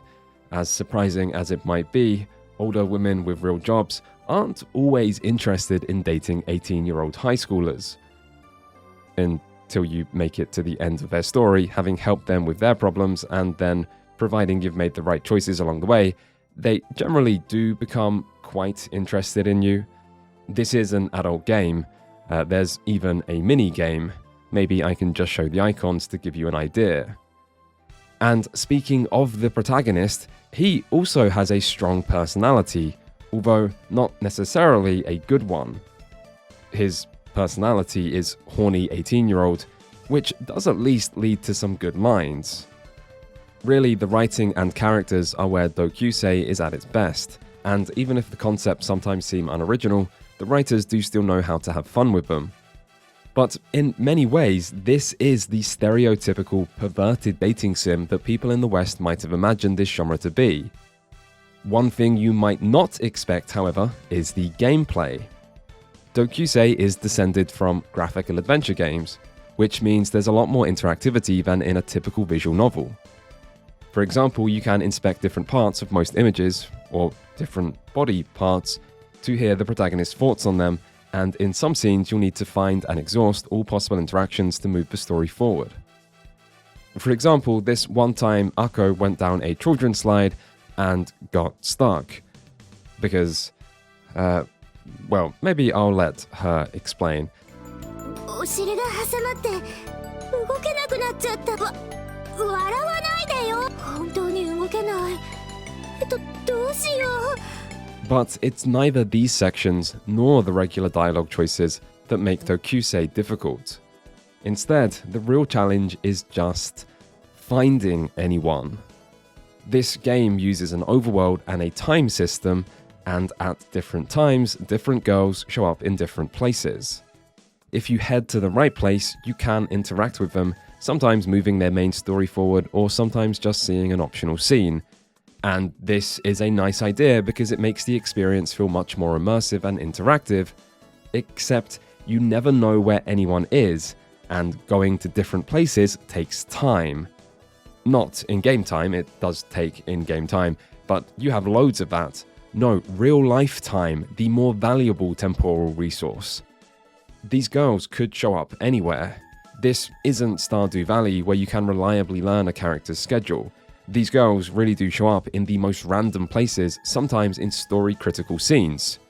So the main gameplay becomes going from location to location, almost all of which are empty, until you finally get lucky and stumble into someone to trigger an event to advance their story. Or at least, this is how the game was originally and how it still is in the remake if you play Classic mode. The remake also adds a new Easy mode, however, that is turned on by default, and which gives you icons telling you exactly where the girls are. In fact, with this mode, you can even just skip forward in time from a menu to jump to each girl's next event. This alters the experience radically, changing it from being difficult and tedious, but always a little exciting when you do run into another character, to something really convenient and easy, but not very interactive or interesting. Easy mode is probably how most modern players would want to experience the game, although annoyingly, easy mode also tells you which dialogue choices to pick during conversations, and there's no option to just turn this off while keeping the map markers on. So both classic and easy mode have their problems, but it is interesting to see just how difficult and gameplay focused the original experience must have been, thanks to this innovative, exciting, immersive, and borderline broken overworld and time management system that just wastes massive amounts of the player's time by forcing you to wander around aimlessly to progress. I did try to play on Classic, by the way, and I just could not do it. It genuinely feels Sisyphean once you hit the mid-game and are just rechecking the same places again and again, often being forced to repeat the same dialogues you've heard countless times before, with no idea if or when you'll ever trigger anything new. But this system would have ensured players had to work hard for their virtual love once upon a time. Still, gameplay isn't the only way Doukyuusei might feel dated, because this game isn't exactly great when it comes to consent. I mean, for one thing, there is a lot of yamate, yada, and itais during certain scenes, and fine, the game operates on hentai logic where no often means yes, I guess, which is not something I'd recommend in real life, but it does seem pretty common in Japanese adult content. There's also the occasional questionable line, like when one character notes that you're still a student, and another character replies that, "I don't think age matters when it comes to boys." And I think maybe it does still matter for boys, for still in high school boys. I think age might matter quite a lot sometimes. But these aren't really a big deal. This is a game from the early 90s, even if I am surprised these lines managed to survive the relatively recent localization. But then there's this one scene with Miho, and holy fuck if this isn't one of the most uncomfortable things I've seen in a video game. Miho is the shy and very innocent girl who works at the flower store, and if you continually interact with her, she develops a crush on the protagonist, culminating in them going on a first date to a movie theater, where Miho is really happy because she's with you and she likes you. And it's here that she tries to tell you that she has feelings for you, but she struggles to say the words because she's shy, so the protagonist kisses her.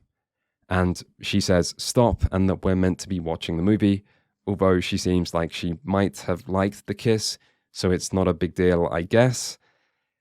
Except the protagonist doesn't stop.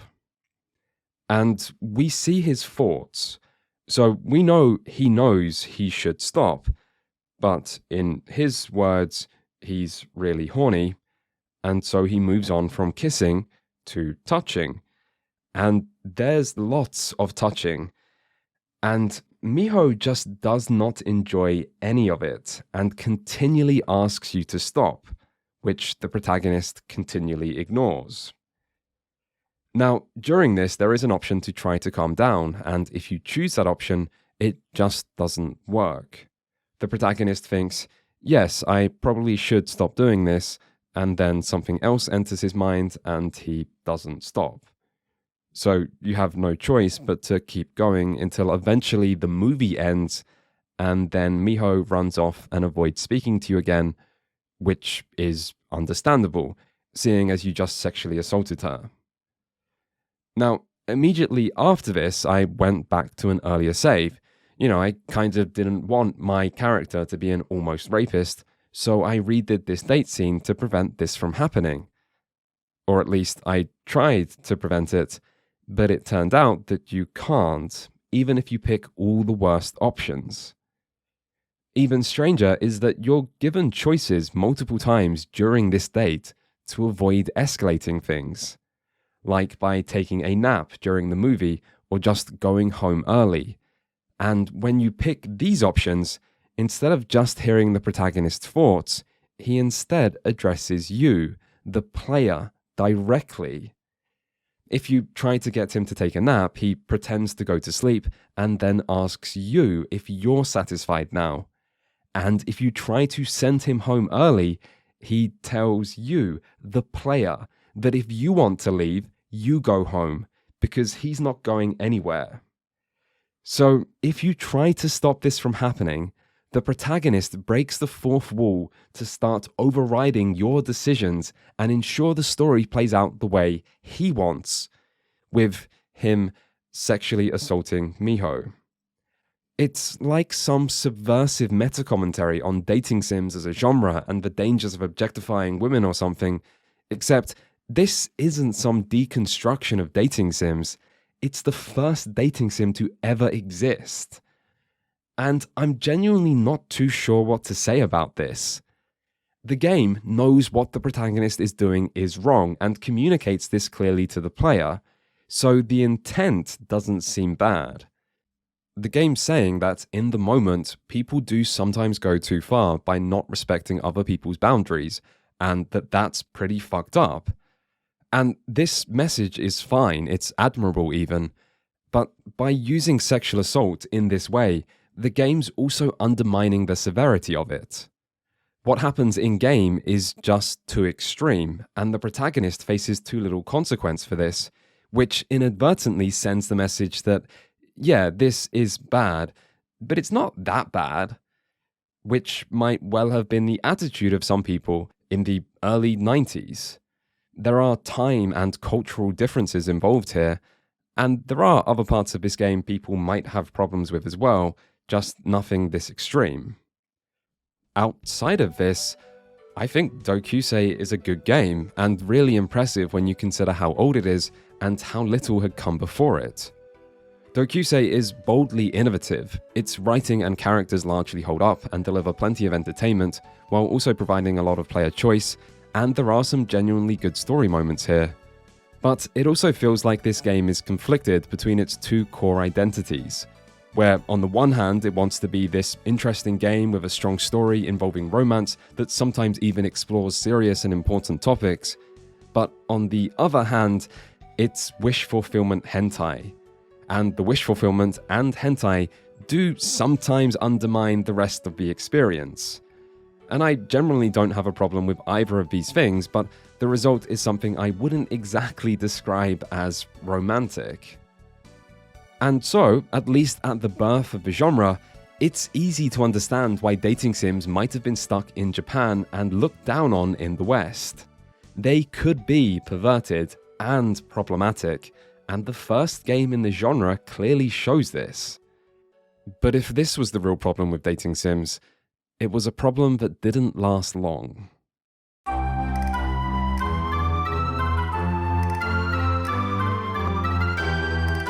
Tokimeki Memorial wasn't like the games that came before it.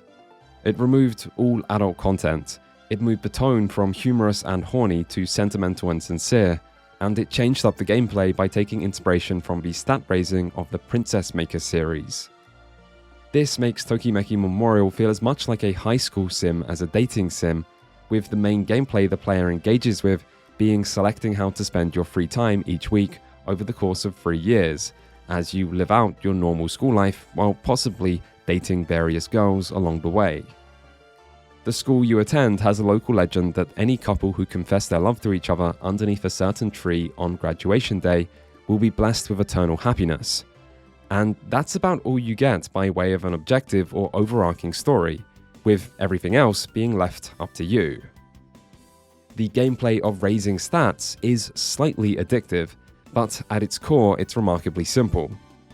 Each week, you select which activity to perform to raise one of your 8 attributes, which include things like academic ability, looks, and fitness, or instead choose an activity to lower stress, the main bad stat. Each activity can also lower other attributes, so you need to balance your daily life if you want to raise everything, or only focus on certain activities to just raise specific stats. A hidden dice roll then determines whether you perform an activity successfully, which gives you a bigger increase, or unsuccessfully, giving you a smaller one, and these stats are then used to determine whether individual girls will like you enough to start hanging out with you, and whether they'll like you enough to confess to you at the end of the game, as well as a few other things like how you perform during exams or on sports days. On weekends, you can continue to perform activities to raise stats even more, but you can also phone your best friend to ask for valuable information on girls, or phone girls themselves to ask them out on a date. Dates then raise your affection level with each girl, with affection level being the other factor that determines the ending. So it's all pretty simple really, except for the final mechanic, but we'll get to that shortly. Now, I will admit that I had seen Tim Rogers' pretty in-depth review of this game before playing it, in which he focuses a lot on the main girl, Shiori Fujisaki, the player's seemingly perfect childhood best friend, who is infamously difficult to romance. And so, knowing this, I went into the game thinking, fuck it, she's probably not worth the effort anyway, I'll just focus on the other girls. Still, outside of this video review, I went into this game blind, not being too sure how to actually play it, but with the objective to just try to play as naturally as possible, while getting to know each girl and then picking a favorite to focus on to ensure my blessing of eternal happiness. This meant for stat raising, I decided to approach it realistically, by putting all my effort on exercising, socializing, and increasing my looks, because I wanted a girlfriend, so why waste my time on academic stuff? I'm here for eternal happiness, not to be a fucking nerd. And this approach went well. My stats started increasing and I started dating. The game has 12 girls in total, and you'll see some of the same archetypes as before, albeit with less of the hot, older women this time. You get to know these girls through their introductions and by going on dates with them, but while this does show off their personality, there isn't the same focus on each girl having their own individual storyline and character development this time. Instead, dates feel more like random events, where you have just a single dialogue choice to determine how the date goes, with little else interesting happening on them. So it did seem quite difficult to form a strong attachment to any particular girl in this game. That said, the more sandbox approach does help create an immersive experience and a feeling of unpredictability, as there are plenty of special date scenes or unique events that you can accidentally stumble into. It's also very easy to self-insert in this game, as the protagonist has no personality, and it really feels like you are the one making all these decisions to determine how your school life will play out. So, with no girl that I was especially interested in, my stat-raising strategy evolved from just raising some things to raising everything. I mean, who needs girls when you have self-improvement and football? What I didn't realize was that this was quite a good strategy, as the more girls you meet and date, the more risky the endgame becomes, as girls that like you can get jealous and start rumors about you if you date or interact with other girls. This is represented in-game by a bomb icon that you need to defuse by placating the jealous girl, usually through taking them on a date. If you don't do this in time, the bomb explodes, decreasing your reputation with all the other girls and potentially causing a chain reaction and downward spiral as more and more girls come to hate you. But at this point, I wasn't worried about any bombs, I was just enjoying my new self-improvement sim, acing my exams, winning on sports day, and playing lots and lots of football. But then, I got cocky. You see, everything was going well, and my stats were high, and no other girl had really captured my interest, but these girls didn't seem too hard to impress, so I decided, why should I settle for any of them when I could just go for the best girl? And this is where I broke all of my self-imposed rules. Firstly, by deciding to pursue Shiori Fujisaki in the first place, and then by looking up guides, because I wanted to know what I needed for her ending, and this soon led to me trying to play optimally, and this eventually led to save scumming. Lots and lots of save scumming, which is not hard on an emulator, making it even more tempting. But what was hard was dealing with all these fucking girls in my third and final school year. If there is one lesson I learned from Tokimeki Memorial, it's to never be nice to girls, because they will destroy you, and this is where I fucked up. I was too nice to too many people, and in my third year, as I put all my effort into dating Shiori, the other girls finally came for me. Every week, at least one, usually two girls, would ask me to walk them home from school, and every time I declined, some girl would bomb me. But every time I said yes, a different girl would bomb me. So I tried to defuse the bombs, but there would always be more bombs, and I needed to date Shiori a lot. That girl is high maintenance, so I couldn't afford to spend all of my weekends dating other girls to defuse bombs. So then I resorted to save scumming. I gave up playing properly and just started making a save state at the start of each week, and then loading as soon as one of these satanic little spawnlings asked me to walk them home. And yet they still kept asking me. They still kept swarming me. Particularly this one. Fuck you, Yumi. Being seen with you really is an embarrassment, and if I could only date one character in this game, I would date your brother just to make you watch. And so, I spent hours doing this saving loading bullshit, no longer having any fun, no longer playing the game at all like a normal functional human, greatly extending my total playtime, all just to get Shiori. And honestly, I'm not even sure if I liked Shiori that much. She seemed a little bland, actually. I'm not sure this perfect girl archetype is really for me, but every minute I invested into this misery just heightened the sunk cost. So I kept going, doing whatever it took to make sure Shiori would be there come graduation day, and eventually that day arrived.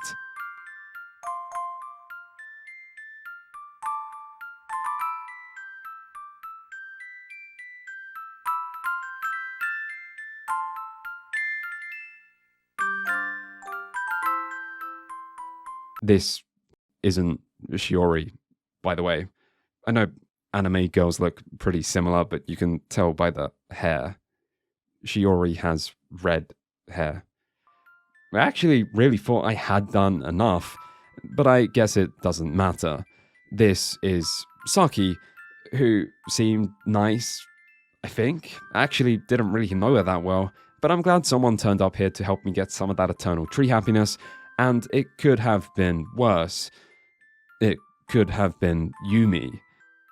God, if Yumi was standing here, I would have actually played the entire game all over again just so I could pick the one option where I snapped her neck.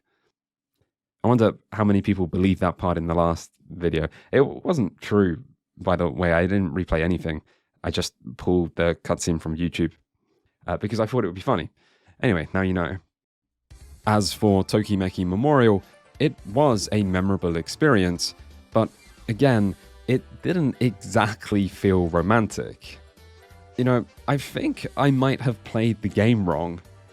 The thing is, at first, it really was fun, and a high school sim is an interesting idea, but because it was fun, I got too invested and started wanting to win, and the game positioned Shiori as this ultimate goal, and I didn't have anything else to aim for. So I stopped playing for fun and started playing to win, and in the end, that's what caused me to lose. Maybe there's a life lesson here. But maybe Tokimeki Memorial contains a lot of lessons. This is one of the only games I know of that genuinely communicates that young love is messy, and that lots of people being into you might not actually be the wish fulfillment fantasy it's usually made out to be, and that it can be hard to avoid hurting people in romance even if you don't mean to, and that being nice sometimes makes things worse. The main thing I should have done differently is picking more neutral responses when I interacted with each girl earlier on. That way they wouldn't have developed such strong feelings towards me and therefore wouldn't get so jealous. So really, I did this to myself by being overly nice. I thought that's what you do in video games, you pick the best dialogue option always. And I didn't consider that that's not really what you do in real life. It's not always beneficial to lead people on. So Tokimeki Memorial is a surprisingly impressive social sim in certain ways, not just in the way it allows one person's opinion of you to affect other people's opinions, thus simulating a real social network and not just individual relations, but also in the intuitiveness of these mechanics, which sometimes function quite realistically, even in ways you don't always expect. What's more, one thing dating sims are often criticized for is being cheap wish fulfillment, but if anything, Tokimeki Memorial feels more like a rejection sim. To win, you need to learn to reject other people, and at some point, this game will probably make you feel rejection, whether it's Shiori being too embarrassed to be seen walking home with you, or asking a girl on a date only for her to say no, which wastes your entire weekend, or investing hours of your life trying to get a certain girl's ending, only to find out that she doesn't actually want you. She just liked you as a friend. Sorry. In fact, Shiori seems specifically designed just for this reason. So there are things that make this game impressive, and it's also a pretty solid game.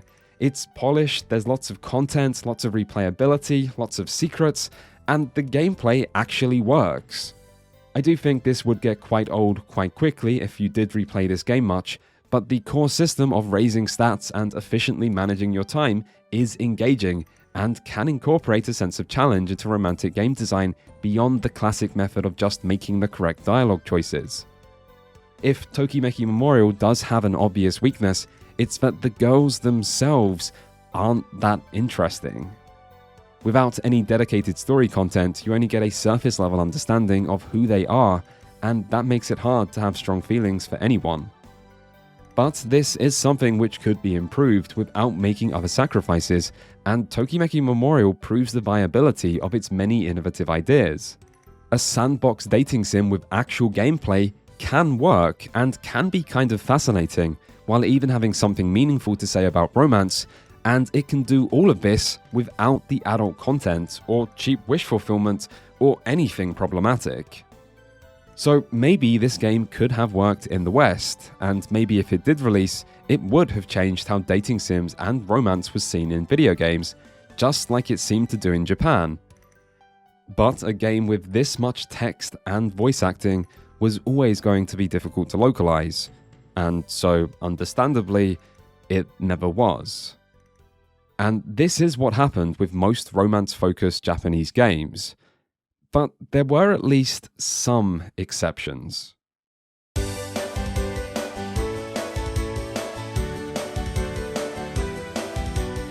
Compared to Doukyuusei and Tokimeki Memorial, true love might not seem that important. Which is because it's not. But it was one of only a small handful of Bishoujo or eroge games to actually be released outside of Japan in the 90s.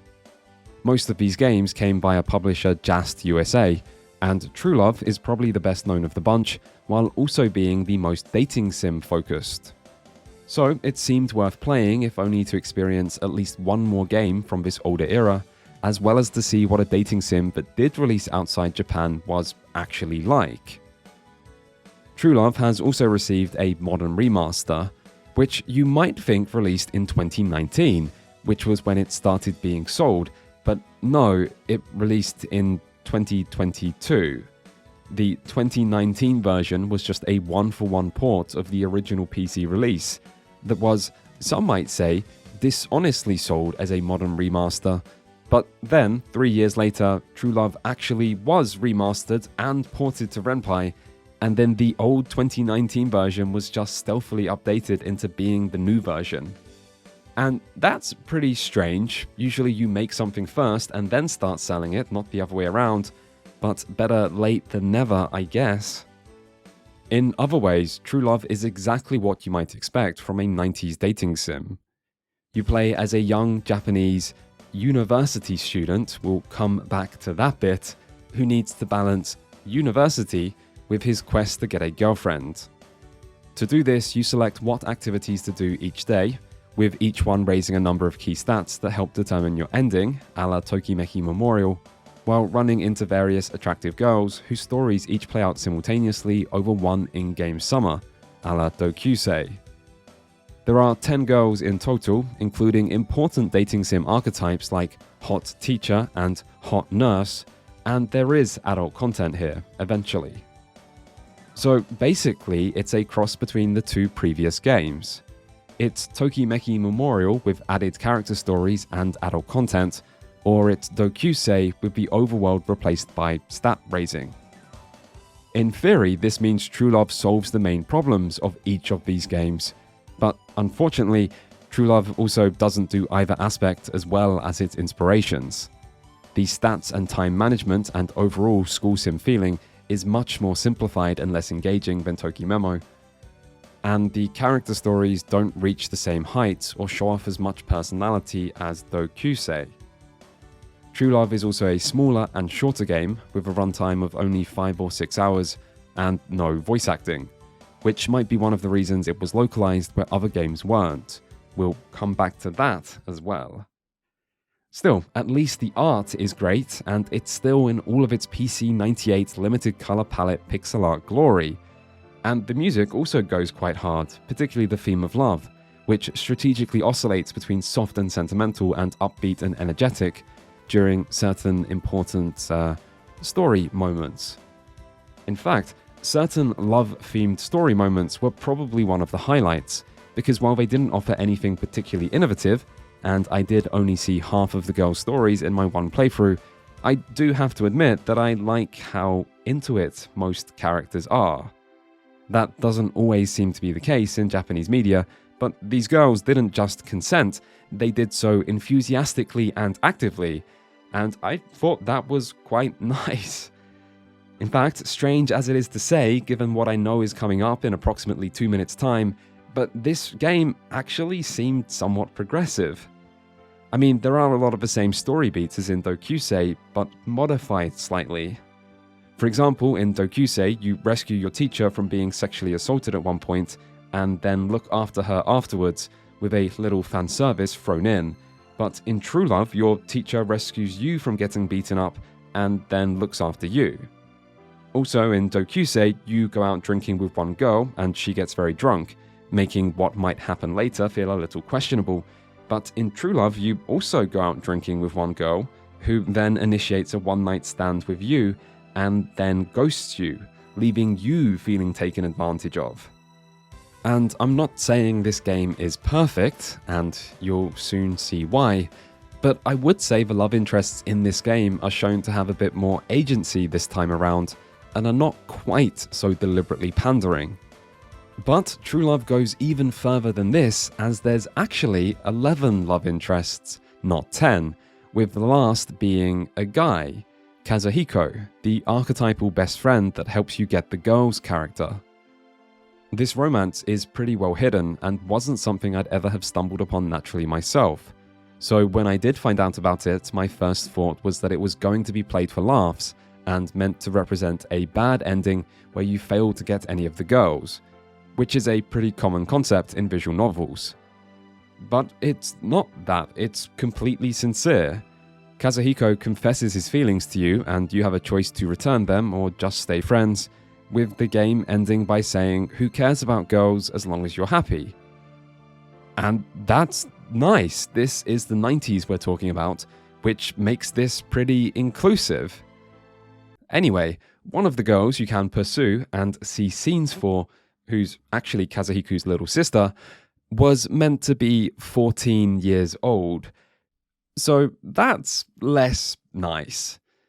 The source for this is a rather well-hidden forum post from 2015 by an ex-Otaku publishing employee who worked on the original localization.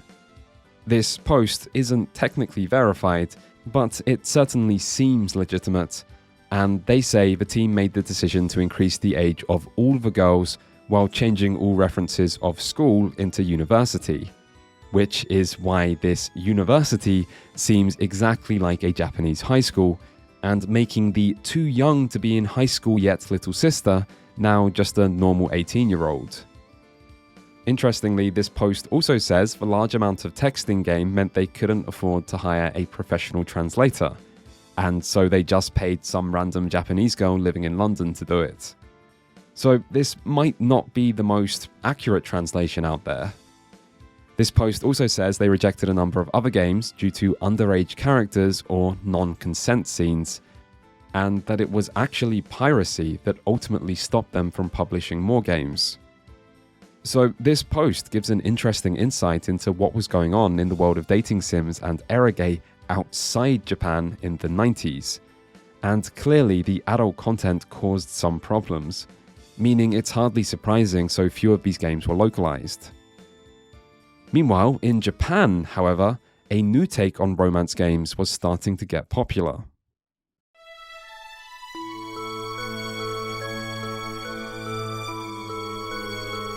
The big breakthrough for romance visual novels wasn't Kanon, it was Touhart 2 years earlier, but developer Key's 1999 debut seems the more quintessential representation of the genre and would go on to become more popular. It also has an English fan translation, unlike Touhart, and it also has a real translation now that seems to have been released literally yesterday when I first wrote this, meaning I couldn't play it in time for this video and was stuck using some awful 480p emulation.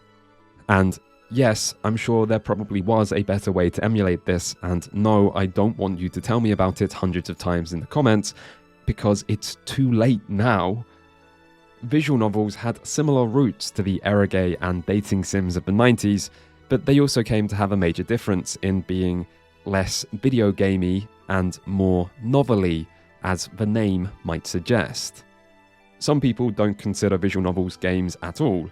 I have heard that plenty of times over the years, but I think if something has at least some interactivity, like occasional narrative choices, and at least some form of fail state, like bad endings, then it should surely count as a video game. And that is most, although not all, visual novels. Regardless, even if I do consider most of them to be games, I don't consider them a particular favourite genre of mine. They are mostly just reading text, and while I don't mind reading, I do tend to find myself wishing there was more interactivity and sometimes struggling to stay engaged with them. I say all this because there are going to be a few visual novels throughout the rest of this video, and I want to acknowledge up front that they're not really my thing, but that I did try to give them a fair chance. Starting with Kanon. Now, you might be able to notice there is a slight difference in art style from the previous games, and that's not what this video is about. I'm here to talk about romance. So the best thing to do would be to just move on. Which, again, I'm obviously not going to do. You think I'd see this turn into this and just accept it without saying anything for the sake of staying on topic? No, art is subjective, blah blah blah, but we went from objectively the greatest aesthetic of all time to this big eye blobby shit. Are you fucking kidding? This style would go on to rule much of anime for the next 10 years, and in some ways, anime still hasn't truly regained what was lost in the Great Moe Massacre of 1999. Now, there are a lot of people in this world, so someone, somewhere, must actually think this change was a good thing. And that person should be shot. In the head. In Minecraft. But also in real life, so that we can protect the human race by eliminating its weakest aspects. But how is the rest of the game? Well, not very game-like for one thing, as there isn't any interactivity other than occasional binary narrative choices. Eventually, these choices will take players down one of 5 narrative paths or routes, each connected to one of the 5 main heroines, so to experience the whole story, players need to play multiple times. As for that story, it begins with high school student Yuichi arriving in a small city he previously visited years earlier to live with his cousin and attend a new school. Here, he meets several similarly aged girls, and absolutely nothing happens. And I think that's kind of the point. This is a fairly long game, at about 15 hours for one route, and to describe the story as slow would be a colossal understatement. But this game doesn't really seem to be about the plot, not initially anyway, and instead the focus is placed on the writing itself and establishing a specific mood, while letting these characters live out their very mundane lives as they just hang out. It is, in a word, comfy, and if you want a slice of exaggerated anime life, this game is here for you. As for the girls themselves, they are quirky?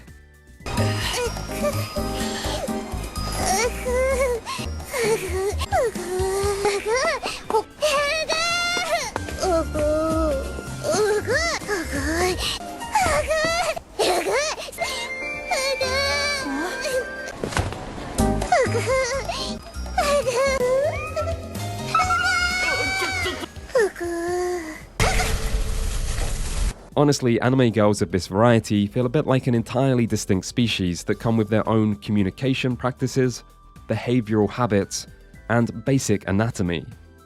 Protagonist Yuichi himself then gets to play the witty straight man for their various eccentricities to bounce off of, and I can see how people would enjoy this, particularly if you like these strange bug-eyed little creatures. But while these interactions can be entertaining, I did also find the characters a bit annoying. But this is just the first half of the experience, as eventually the light-hearted and highly comedic tone gives way to tragic melodrama. This type of game came to be called nakige, or crying games, for the emotionally cathartic effect they would evoke in players.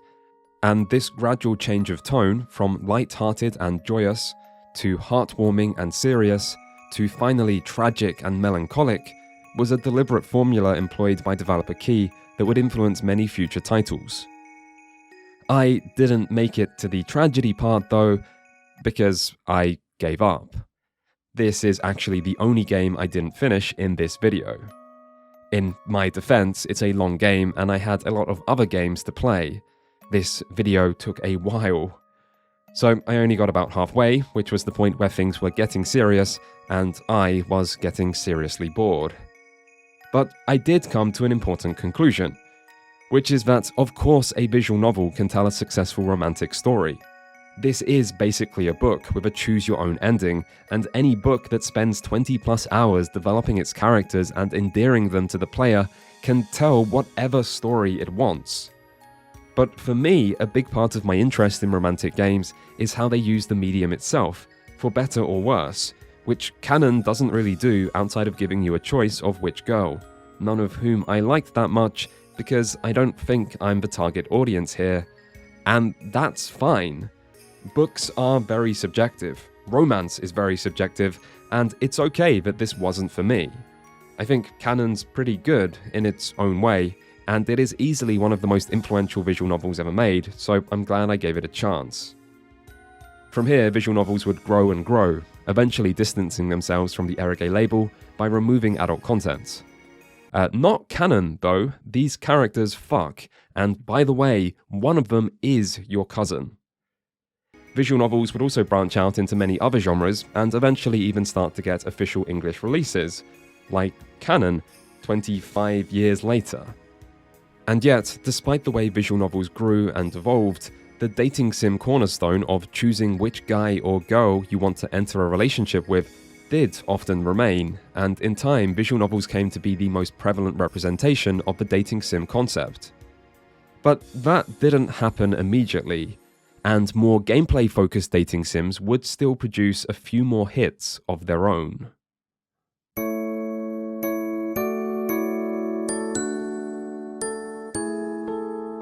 The success of Tokimeki Memorial created a new subgenre, and it was followed by sequels, successors, and competitors. But out of all of them, 2009's Amagami, from developer Enterbrain, might be the best. Amagami, or Gentle Bite, begins with our protagonist looking back on a memory where he confessed his feelings to the girl he liked, only to be stood up on their first date on Christmas Day. Christmas being a mostly romantic-focused holiday in Japan, a bit like Valentine's Day is in the West. Our protagonist never spoke to this girl again, meaning he never found out why she didn't show up, and 2 years later, he's still not really over it. And so he resolves that this year he'll try to move forward and date again, and hopefully not spend this upcoming Christmas all alone. This intro tells you a lot about what the rest of the game will be like. Amagami is a sincere and sometimes painful exploration of young love, where romance doesn't always work out, and the most important part might be what you do about that. This intro also tells us that, unlike Tokimeki Memorial, this protagonist comes with their own personality and baggage, and one of this game's strengths ends up being this character's relatability. Because unlike the defined protagonists of most eroge, who are outwardly horny and confident to the point of extreme cockiness, Junichi Tachibana, or whatever you name him, is almost the opposite of this eroge archetype. He's basically a normal teenage boy, painfully so, and so he gets nervous around girls, particularly those he likes, and he second guesses and doubts himself, particularly when it comes to what a girl's feelings for him might be, and he takes things like rejection hard, as the intro shows. This isn't taken to enough of an extreme to ever make him seem pathetic or unlikable, however, because despite his struggles he still continues to push forward, facing his fears and always giving other characters a chance, and ultimately, this is why he succeeds. Assuming you, the player, do succeed, because the protagonist isn't the only one who might struggle here. In Amagami, love is hard, which is communicated by both the narrative and gameplay. And that gameplay is one of the most interesting things about this game. Amagami is ostensibly a normal visual novel with lots of branching choices, except unlike a visual novel's heavily linear and scripted structure, Amagami instead represents every single scene as one point on a massive grid.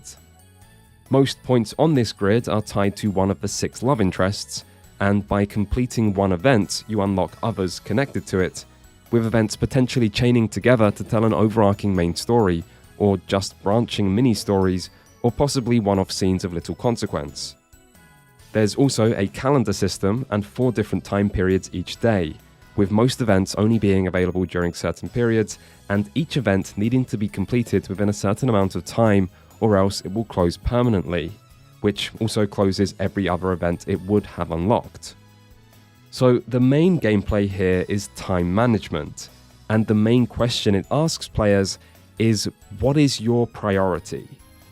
Because just like in real life, time is limited, meaning pursuing just 2 out of the 6 possible goals can be challenging, and sooner or later events will conflict, forcing you to make choices over who matters more. Do you want to get to know this girl or that one?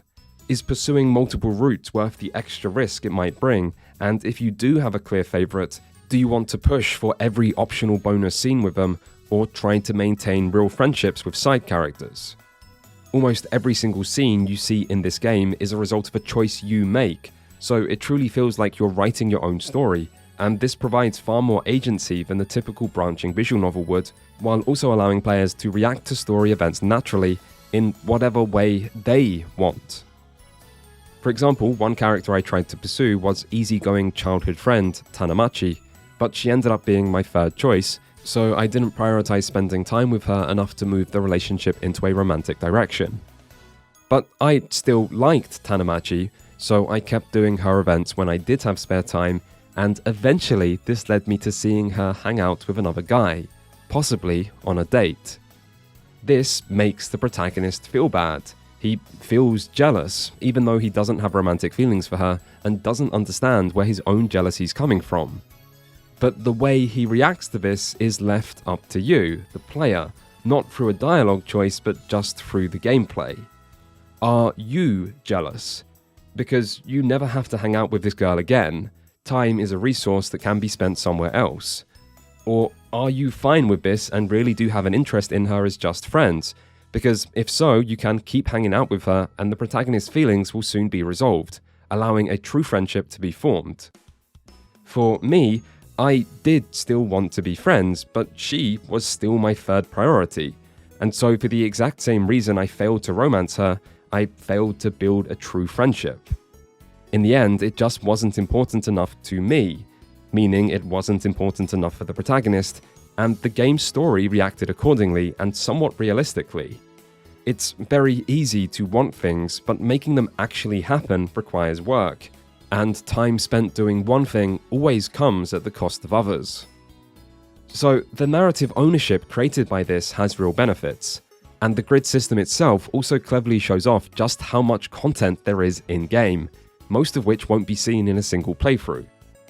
After all, each point on this grid is one event, so you can tell just how much you haven't done by comparing it to how much you have. This game has dedicated routes for romances and friendships, both of which can fail, causing more variations, on top of its typical choice of 6 different characters, meaning this game is pretty huge. Replayability is also encouraged, as even if you load a save, the game remembers all past choices, and you can even quickly restart each day to test things out or try and do things better, which connects to one of the story's main themes on the importance of persistence and the idea that you will find love, but only if you try hard enough. Still, as a gameplay system designed to create challenge, there is one massive problem here, which is that you can solve all these limitations and difficult choices by just choosing one girl and only focusing on her, and then just playing through the game again for the other girls. Basically, this grid system gives the player so much choice that you can choose to play this like a normal visual novel with routes for each character, and then all the benefits brought by this system fade away, and all of the interesting friendship paths and failure states just never show up. This makes the game far easier, and it's a sensible, and for visual novel players, almost expected way to play something like this, even if it's also boring.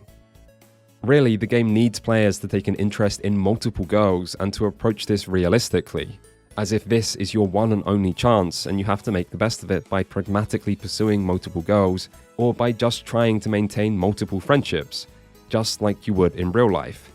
But it's not real life, it's a game, and the more you play it like a game, the less it works. The other main gameplay system is a conversation minigame, which is also flawed. Now, maybe I just don't understand how to talk to girls, and it's me who's been doing it wrong all these years, who knows? So I'll explain how it works in Amagami, and let you be the judge. So, these optional conversations last 5 turns, and each turn you can choose one of 10 different topics to talk about, where there are 4 correct choices per turn. The correct choices are the same each conversation until you move up a relationship level, so they can be learnt over time. Now, here's where it gets complex. Some correct choices give you a love point, but some only give you a friendship point, and to get the best reward, you want more love points. But girls have 3 different levels of interest in the conversation: high, mid, and low, and earning love points always raises the interest level, but once you're in the high level, almost everything just gives friendship points. This is a problem as you want more love points, so here's the solution with an example. Here, the conversation with Ayatsuji is currently going well, meaning she's hit the high level of interest, which is bad. So I choose to talk about food and hit her with a comment about how great home-cooked meals are. Aya says she likes to eat out, thus implying she can't cook and can neither consume nor provide delicious home-cooked goodness. Now here we've locked into finding an insecurity and are making her feel bad. So this must be bad, right?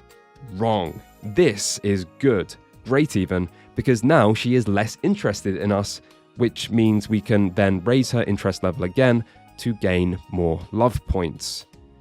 So basically, you need to warm girls up and then cool them back down. The hard part is finding what those insecurities or awkward moments are in the first place, but remember, when you do find them, they stay the same each conversation, so you can bring them up every time. And that's how you talk to girls. Dig around, find the insecurities, then bring them up just when things seem to be going well, and make sure to do this every time you see them, every conversation, and always the same insecurities. Remember, if it made her feel bad once, it can make her feel bad again. And who said talking to girls was hard? A small talk simulator isn't a bad idea, but the execution here just feels arbitrary, and it doesn't test anything other than your willingness to redo conversations to learn the different outcomes, something made easy by the save and loading system, remembering past choices. Overall, this minigame isn't that important, but it's still interesting to see how gameplay is attempted and where it might go wrong. So the main draw of Amagami ends up being the character stories themselves, and they are really good, and quite different from the previous games in this video. For one thing, the drama here isn't about their backstories or the strange and tragic circumstances these characters find themselves in, but instead comes from what actively happens within the relationship.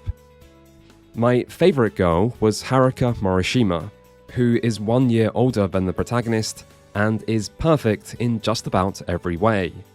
She is smart, confident, charismatic, attractive, and massively popular with pretty much everyone. And that is the problem. She's perfect. She's Shiori Fujisaki if Shiori was real. That was an actual line I wrote in my notes. But now I'm writing this script, I can't help but question my past self here. She's not real me from 2 weeks ago. They're both equally video game characters.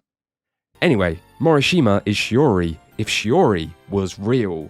And I like it when she calls me a good boy and when she says wow in English. Wow! But this is a problem because Tachibana is just a normal guy. That's kind of the point of him. And so she is out of his league. And so at the end of the first act, after Tachibana plucks up the courage to confess his feelings, she tells him this. ありがとう。すごく嬉しい。でもダメ。私、年上で頼りがいのある人が好みなの。And Tachibana is crushed by this. He goes home, where he's usually greeted by his younger sister, but this time no one's around, and so he just shuts himself in his closet to hide from the world, and calls himself an idiot for saying something in the first place, and tries to will himself to go back to just liking her as a friend, so things could continue as they were. But, of course, he can't, because feelings don't really work based on what would be most convenient. Act 2 then plays with the tension created by this situation, where two people both want to be friends, but one has clear feelings for the other. And I think this is a difficult subject to write about with any semblance of realism, because in reality, if someone isn't interested in someone else romantically, they probably never will be, and there's nothing you could do about that except try to move on. And you have that option in-game. There are other girls and other ways to spend your time.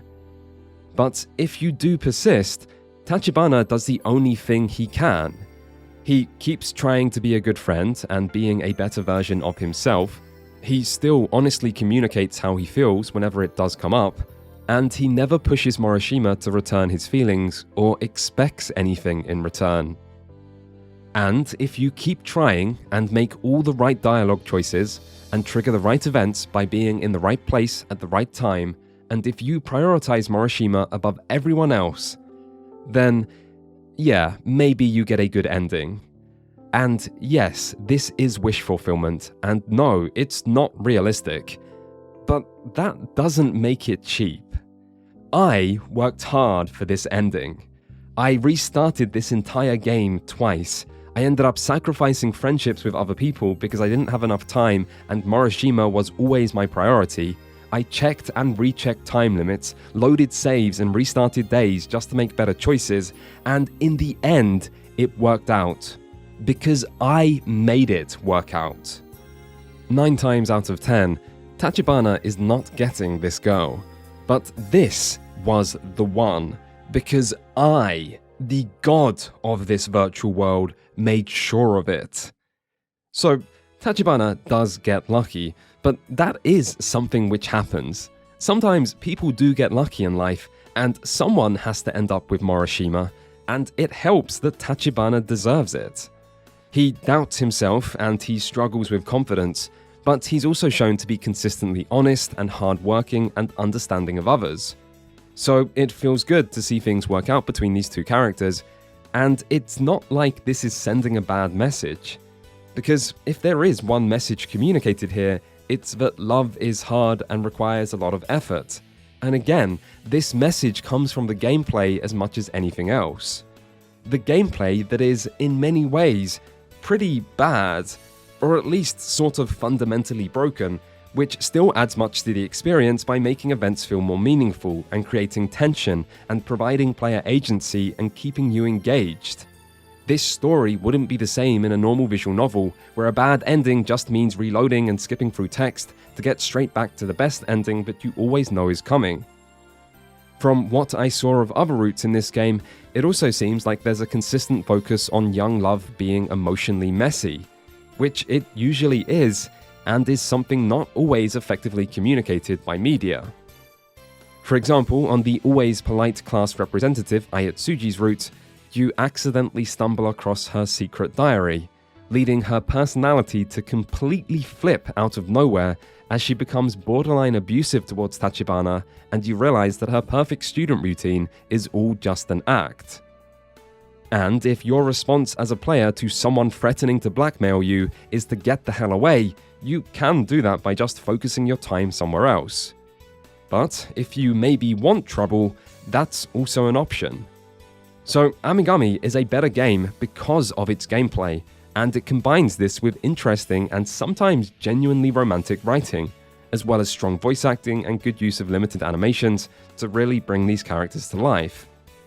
Meaning, just like with Tokimeki Memorial before it, Amagami proves that this type of game works not just as a visual novel or because of adult content, but as an engaging game, and there's still clear room for improvement with how these systems are implemented.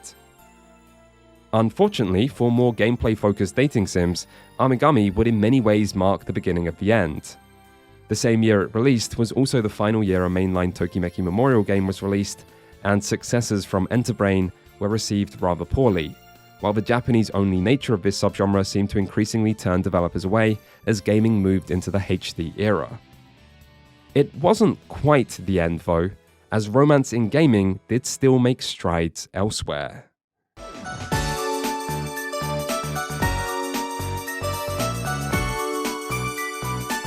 Tokimeki Memorial Girls' Side began in 2002, but it was its third entry in 2010 that's usually considered to be its best, and not only does this game provide an opportunity to see how Tokimeki Memorial's gameplay formula evolved, it's also the best-selling otome game ever, making it an important milestone for romantic video games. In fact, this marks the first, but by no means last otome game in this video, which makes this an interesting opportunity to see how the tropes and wish fulfillment inherent in this genre compares in a game made for girls instead of guys. I mean, for example, in a lot of regular dating sims you have the sporty tomboy type, but here you instead get a sporty boy. He likes food and doesn't really speak much. VNDB describes this as a sports barker. Other love interests can seem similarly archetypal. There is the flirtatious but friendly aspiring model, the diligent and earnest older student council president, who I assume would never threaten you if you found his diary, the arrogant and also older piano prodigy, who maybe would threaten you, the shy middle school boy? I don't remember that. The ultra-manly teacher who looks like a middle school boy? Wait, you can actually romance the teacher in this game? Well, at least it's not just games made for guys that can border on being inappropriate. Still, the most interesting love interests to me were the first to be introduced.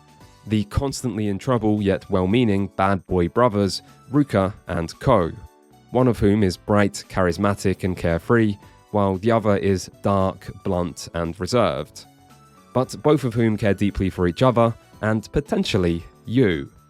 Potentially both at the same time, where they are potentially rivals fighting for your affection, where you potentially go on double dates with both boys at once and then have to flirt with both of them equally, or one gets too jealous and heads home, ruining the mood, as everything gets more and more angsty in the story because they both like you but neither are the type to just talk about their feelings, and you're clearly playing them both. So that wasn't a part of the first Tokimeki Memorial. But wish fulfillment is a big part of this genre, and some people might like two boys fighting for their affection, just like some other people might like it when Morishima-senpai calls them a good boy. Let he or she who is without sin cast the first stone. There is a lot here that is similar to the first Tokimeki Memorial though.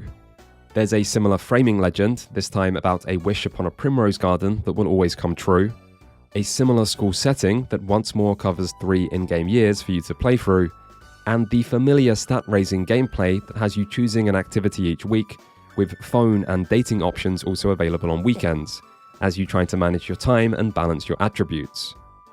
The stat-raising is generally easier this time round. A horoscope that is annoyingly buried in a submenu rather than just being visible on the main screen indicates what stats will rise most each week, incentivizing you to just follow the horoscope's advice to raise everything. Girls' Side does add some new gameplay systems of its own, however, like buying clothing and creating outfits, which can synergize together as well as appeal to different guys' tastes. And then there's also the approach system that functions as a mini-game available during dates for you to flirt with boys and raise their affection level by slowly getting close to them and then pressing various buttons to perform various actions. And in theory, I don't think this system is bad. There's something about approaching boys as if they're nervous wild animals that just feels right. You see, you have to be careful not to approach too fast or you scare them and they get embarrassed, but when you get close enough you get to do something to them, which also makes them embarrassed except they actually like it. And then the more you do this, the easier it is to approach them in the future as you slowly earn their trust. Your actions during this also give either Angel or Sweet Devil points, which changes characters' responses. For example, if you keep it innocent with just a bit of smiling, this gives Angel points, but something more aggressive, like hand-holding, instead gives Devil points. Presumably the devil is a big fan of hand-holding. Down in hell. And then, eventually these levels change the guy's responses, and this makes for a nice way to kind of determine your personality for an otherwise personality-less insert, as well as alter the dynamic of the relationship according to your preference. It was as I was aggressively bullying various boys into liking me through tactical handholding that I did wonder if some of the wish fulfillment in this game was as much about having a boyfriend as it was having a pet. I mean, I feel like you can neatly categorize every guy in this game into either playful puppies or bashful and proud cats. Dating them is then basically just about taking them for walks and feeding them regularly, and then when you touch them you have to be careful not to overwhelm them with too much stimulation, and as you slowly earn their trust you can touch them more and more as they learn that really you just want to pet them. And I think this is fine, in theory, but in practice this system is hell on earth. If you could only approach guys once during a date, it would be a nice, if inconsequential addition that would allow players to see some cute reactions as a little bonus. However, you don't approach them once, you approach them 4 or 5 times per date early in the game, and potentially 8 times or more later as your affection levels rise. Now, you go on a lot of dates in this game, even if you focus on just one character and you have plenty of time to focus on more. And so that means there is an insane amount of approaching. In fact, I was so busy spamming my way through these approaches that I found it impossible to keep track of the dialogue. This minigame constantly disrupts the flow of what's being said, thus moving the focus away from the only actually interesting part of these dates, the writing. There's also not much strategy to the approach system itself, other than find one type of interaction the guy likes, and then not trying to get too close to them until they like you enough. But mostly, this just wastes time. And then, when you do get to more advanced parts of dating, it always just means more approaching. When dates go well, guys start approaching you.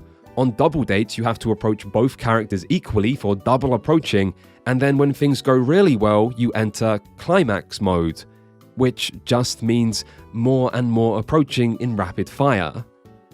Do well in climax mode, and you get a second climax, which just means more approaching, and I'm not even sure I know what happens after this, as I don't understand what the fuck you do in this mode, but I'm sure whatever comes after likely involves more approaching. It's approaching all the way down. Your reward for approaching successfully is always more approaching. It never ends.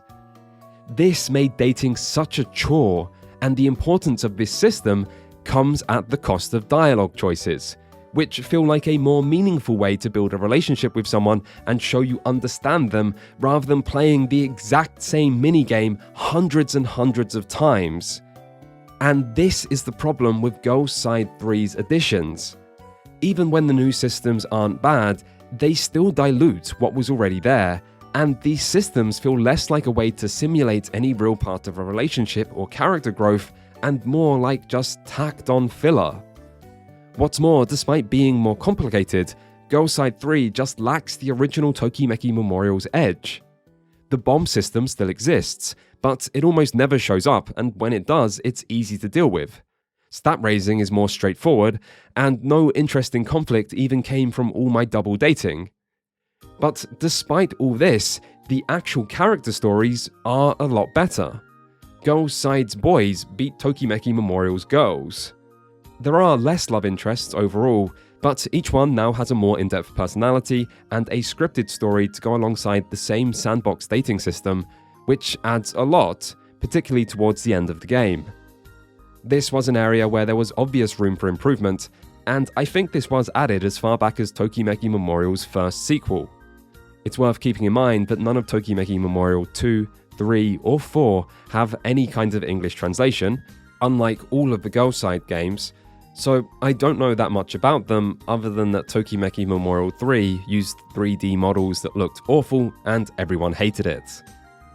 Girls' Side 3 also still feels like a high-quality game, and there's still something genuinely compelling about this non-linear high school sim approach that incorporates much more than just dating.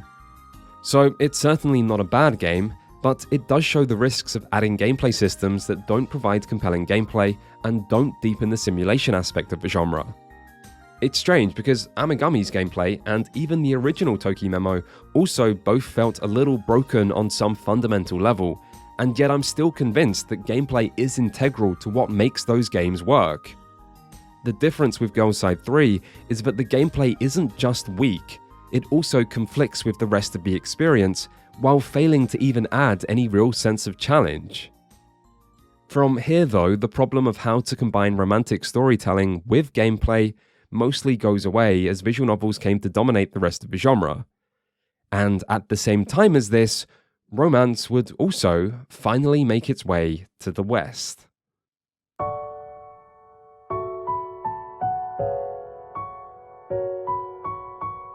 The most interesting thing about Katawa Shoujo is the story of its development, but this is misleading because it implies that the game itself might not be that interesting.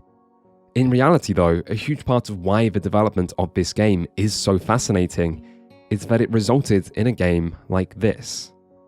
Katawa Shoujo seems like a typical visual novel set in a high school with a cast of dateable girls, each with their own route that is determined through semi-regular narrative choices.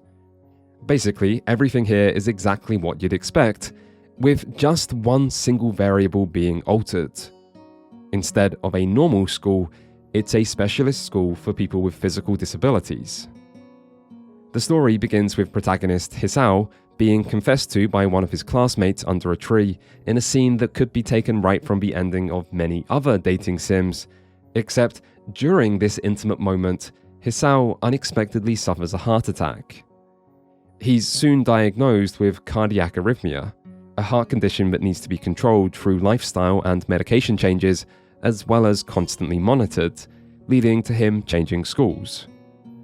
Much of the first act is then centered on Hisao getting used to both this new school and coming to terms with what his condition means to himself. He struggles with both viewing himself as disabled and with trying to understand all the new unspoken social rules in this new environment, and his characterization is really strong. He's regularly curious of his surroundings without ever seeming judgmental.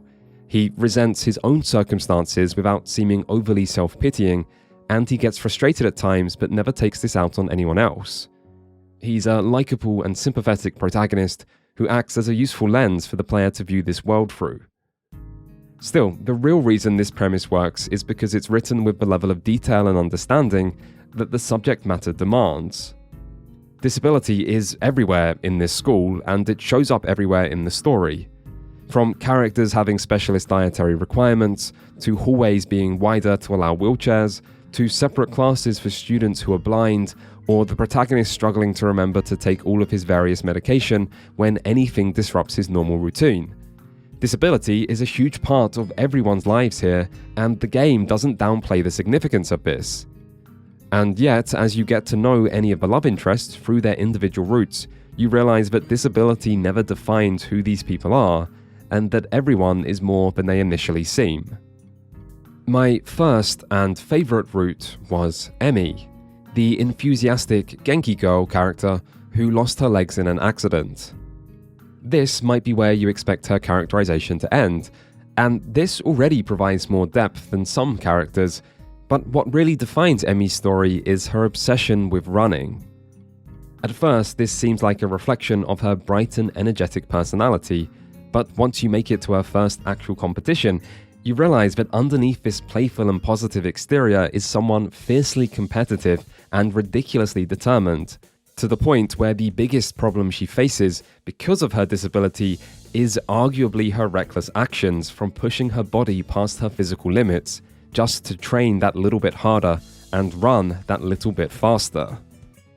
As you progress further into her story, you learn that there's a real dark side to this obsession, that she runs as a coping mechanism to escape past trauma and deal with current problems, that running is something that connected her to her past life and what she's lost, and that maybe it's become a way to define her own identity in the face of her disability, perhaps even to gain some semblance of control over something otherwise uncontrollable, to defy a fate that has unfairly taken her legs and not let that stop her from being who she wants to be and who she was before.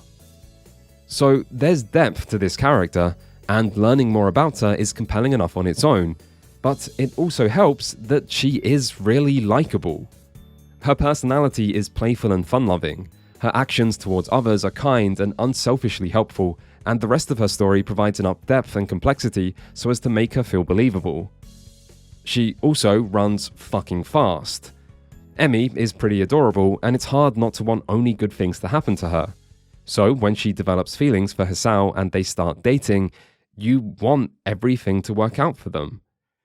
But Hisao has his own problems, and Emi has her own problems, and tension can be created not just from whether the romance will work out, but also from the cold realities of disability. Something portrayed at times as this lurking unseen threat, always there to potentially flare up and cause things to go wrong. In a visual novel like this, you often feel safe that the romance will work out as long as you make the correct decisions, but there's also a reason certain visual novels are called crying games, so you really don't know whether there'll be a happy ending, and the tension created by this benefits the story. And it's also pretty romantic. The romance itself can be a little awkward at times, possibly by design in its attempt to show young love, while not shying away from how relationships can escalate. These characters fuck, and there is adult content here. I also did one other full route and thought it was equally high quality, and people speak fondly of the others. So Katawa Shoujo is a good love story, but at the same time, it's hardly surprising that a visual novel with little interactivity can tell a strong story. I also think, as a visual novel, this is a slow burn that sometimes feels like it's lacking some of the moment-to-moment entertainment you might find in some of the most popular VNs. The payoff is ultimately worth it, but it's not always the most engaging journey to get there. Finally, while the story does benefit from Hisao's defined personality, and particularly the characterization that comes through his disability, this also emphasized just how much this character wasn't me. I always felt like this was Hisao's story rather than my own, in a way that doesn't apply to something like Amagami, where there's also a defined protagonist but you have far more narrative agency, creating a sense of shared ownership. This is a somewhat subjective point and probably applies to many visual novels, but to me this still feels like a story that could be told through a different medium without losing anything, and is therefore slightly less impressive as a result. The choices to determine whether you get a good or bad ending also felt rather straightforward, and the only big choice here is in character route, just like in a lot of visual novels. And this is better than nothing. I'm glad that my actions led to seeing Emi's story over others, but this still doesn't quite scratch what I'm looking for by playing a game over enjoying other non-interactive mediums. But considering where it came from, Katawa Shoujo is a staggering success, and it's a fitting game to be the first breakthrough dating sim in the West for the simple reason that it's good. 2012 was the same year that another indie game blew up, reaching never-before-seen levels of awards and praise. And Katawa Shoujo and Journey could not be two more different games. Journey feels like something engineered in a lab or by an advanced AI to be the prototypical award-winning indie darling that is uncontroversial in every way.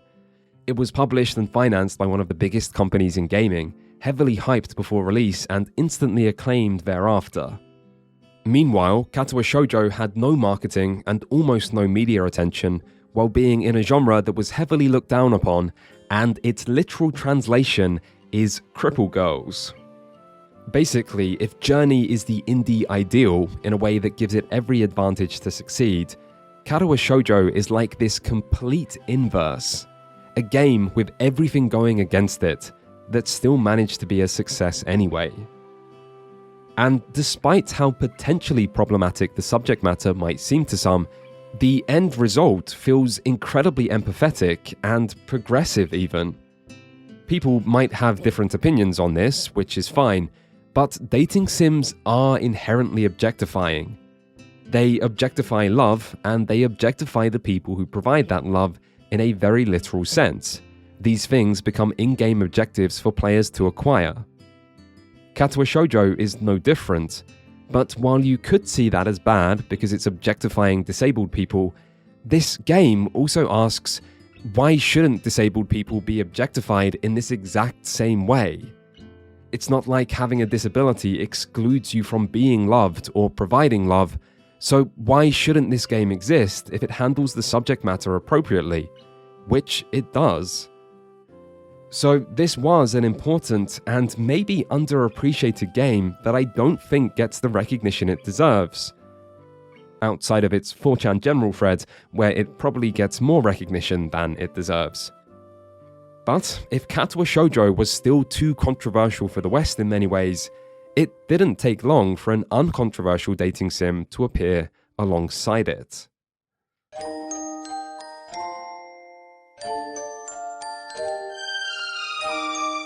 Hatoful Boyfriend is a dating sim with birds instead of people, and it's a hard game to talk about without at least some spoilers, so keep that in mind if you watch this section. Still, in many ways, it's exactly what you'd expect from a visual novel dating sim, just worse. The game starts with you having just transferred to a new school full of potential love interests, all of whom happen to be birds. Although the protagonist themselves is not a bird, which I found quite realistic and relatable, because I too am not a bird. From here, you have familiar branching choices, alongside some incredibly basic stat raising, which will determine which birds you meet and whose route you'll end up going down. But each route here is short, at probably around 30 minutes or so, and the birds themselves have very limited and mostly two-dimensional personalities. You have the stuck-up rich bird, the loyal childhood best friend bird, the quiet library bird, the flirty playboy bird, the creepy doctor bird, and so on. But with so little time given to each bird, it's hard to form any real attachment to them. Along the way, there are some jokes and bird-related puns, but the humour doesn't feel like enough to carry the experience on its own. Instead, Hatoful's main joke seems to be that sometimes it drops the parody facade and starts taking itself seriously, subverting its usual lightheartedness to explore a range of random topics. For example, at the end of childhood friend Ryuta's route, instead of anything romantic like you might expect, Ryuta's sick mother just dies, and Ryuta then tells the protagonist he doesn't want to be with her because pigeons die so much earlier than humans, so why start a relationship knowing that's how it will end? And yeah, this sudden serious tone and sad subject matter is unexpected in a game like this, but nothing actually comes from this, and as soon as it happens, the route's over and you're back to dating other weird but not that interesting birds. Still, this is one of the most mundane endings. Others conclude with you finding out that the shy library birdie is actually a ghost, or the flirtatious playboy birdie is actually a spy caught in a conflict between two different rival political groups. The best route is easily the doctor bird, who turns out to be a serial killer. Not because this revelation is actually shocking, but because this is the only route that comes across as genuine satire. Here, the game gives the player red flag after red flag. I mean, this bird is very obviously a serial killer, but the protagonist still keeps trying to date him, and so the route ends with him just killing you.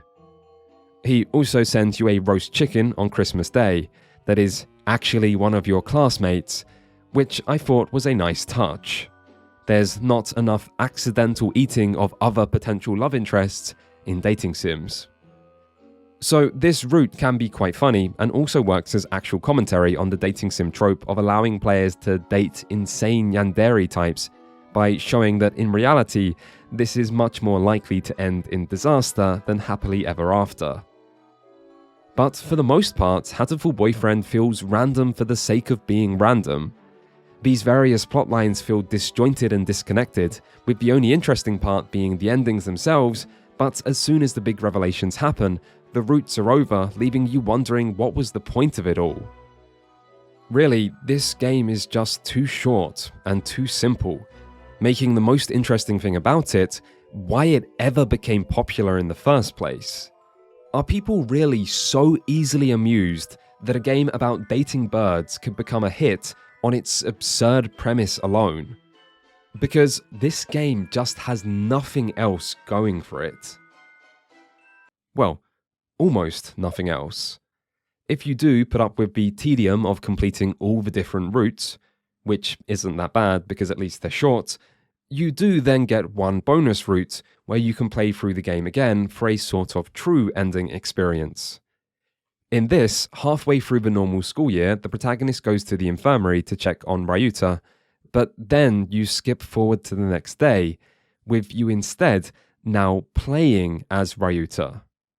At the school, the other birds wonder where the protagonist has gone, but no one makes a big deal out of it, until Ryuta opens a box containing the handouts for the class and finds the protagonist's severed fucking head inside, as the tone of the game shifts completely from silly dating sim to dark murder mystery, and the name in the bottom left corner changes from Hatoful, a pun on the Japanese word for dove and heartful, into Hurtful Boyfriend, the real name of the game, which you are finally playing. And now, suddenly all the weird, quirky, and until this point, anticlimactic events from individual routes start getting referenced again as everything begins to fit together and make sense. Except for the ending where Oko-san becomes the god of pudding. That part is still just as random. But other details all get explained, like why you were the only human, why the birds are intelligent, why did you live in a cave in the wilderness, and so on. And so the rest of the game plays out as a mostly linear visual novel as Ryuta and Rich Birdie Sakia team up to search for whoever murdered you.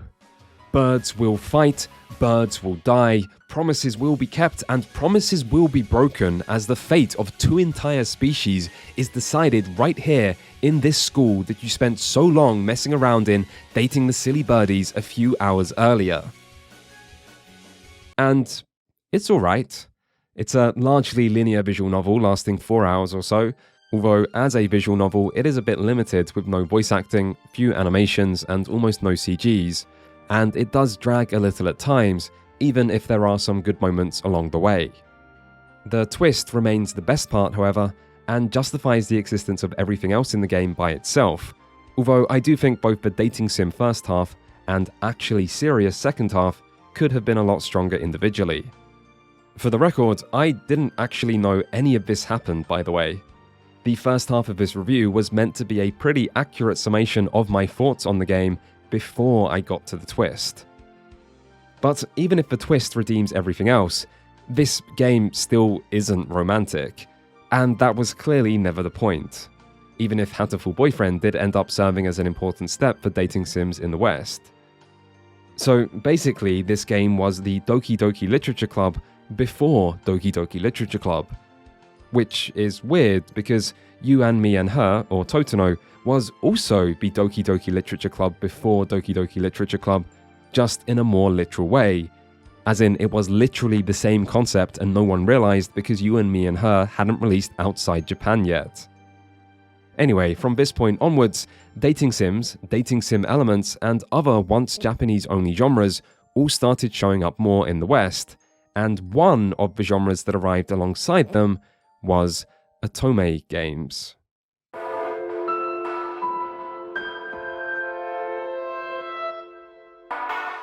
Amnesia Memories wasn't the first otome game in the West, and it's not usually considered one of the genre's absolute best, but it is likely the first real breakthrough.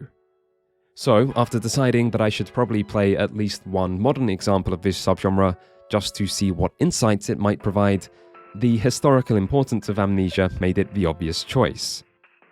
That said, things didn't quite go as I expected.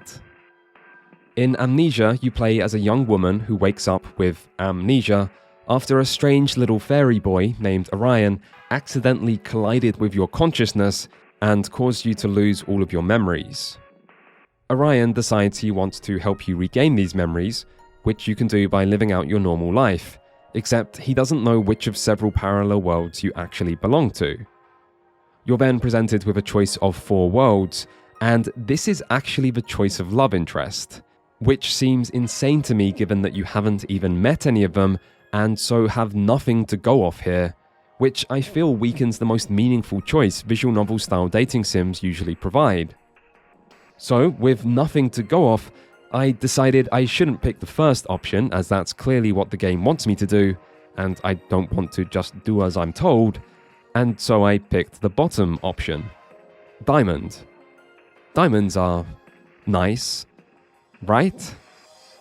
At its heart, Amnesia is as much a thriller as it is a romance story, and depending on the route, it can be quite dark at times, with this route being maybe the darkest. You wake up outside your apartment where you soon bump into Toma, your childhood friend and possibly boyfriend, who is very much a protective older brother type who just wants to look after you. Because of this, Toma is alarmed that you can't remember him, and so he checks you into the local hospital. But as they can't find anything physically wrong with you, you soon get released. As you return to your apartment, Toma continues to help you, but you soon find out that something isn't right. Toma seems overly protective, as if he might be hiding something, but it's not just Toma. Over the next few days, you run into a sinister man who tells you you're going to die, you almost get hit by a falling flower pot, almost get into a traffic accident, and find that the outside of your apartment has been vandalized with rotten eggs and dead bugs, and that your email inbox is full of unhinged hate mail from all sorts of different people. So, someone is fucking with you, and possibly even wants you dead. But according to Orion, You won't remember anything unless you investigate and find things from your previous life that trigger strong emotional responses. And so you're stuck in this dark Lynchian nightmare with the only person around to help you being Toma.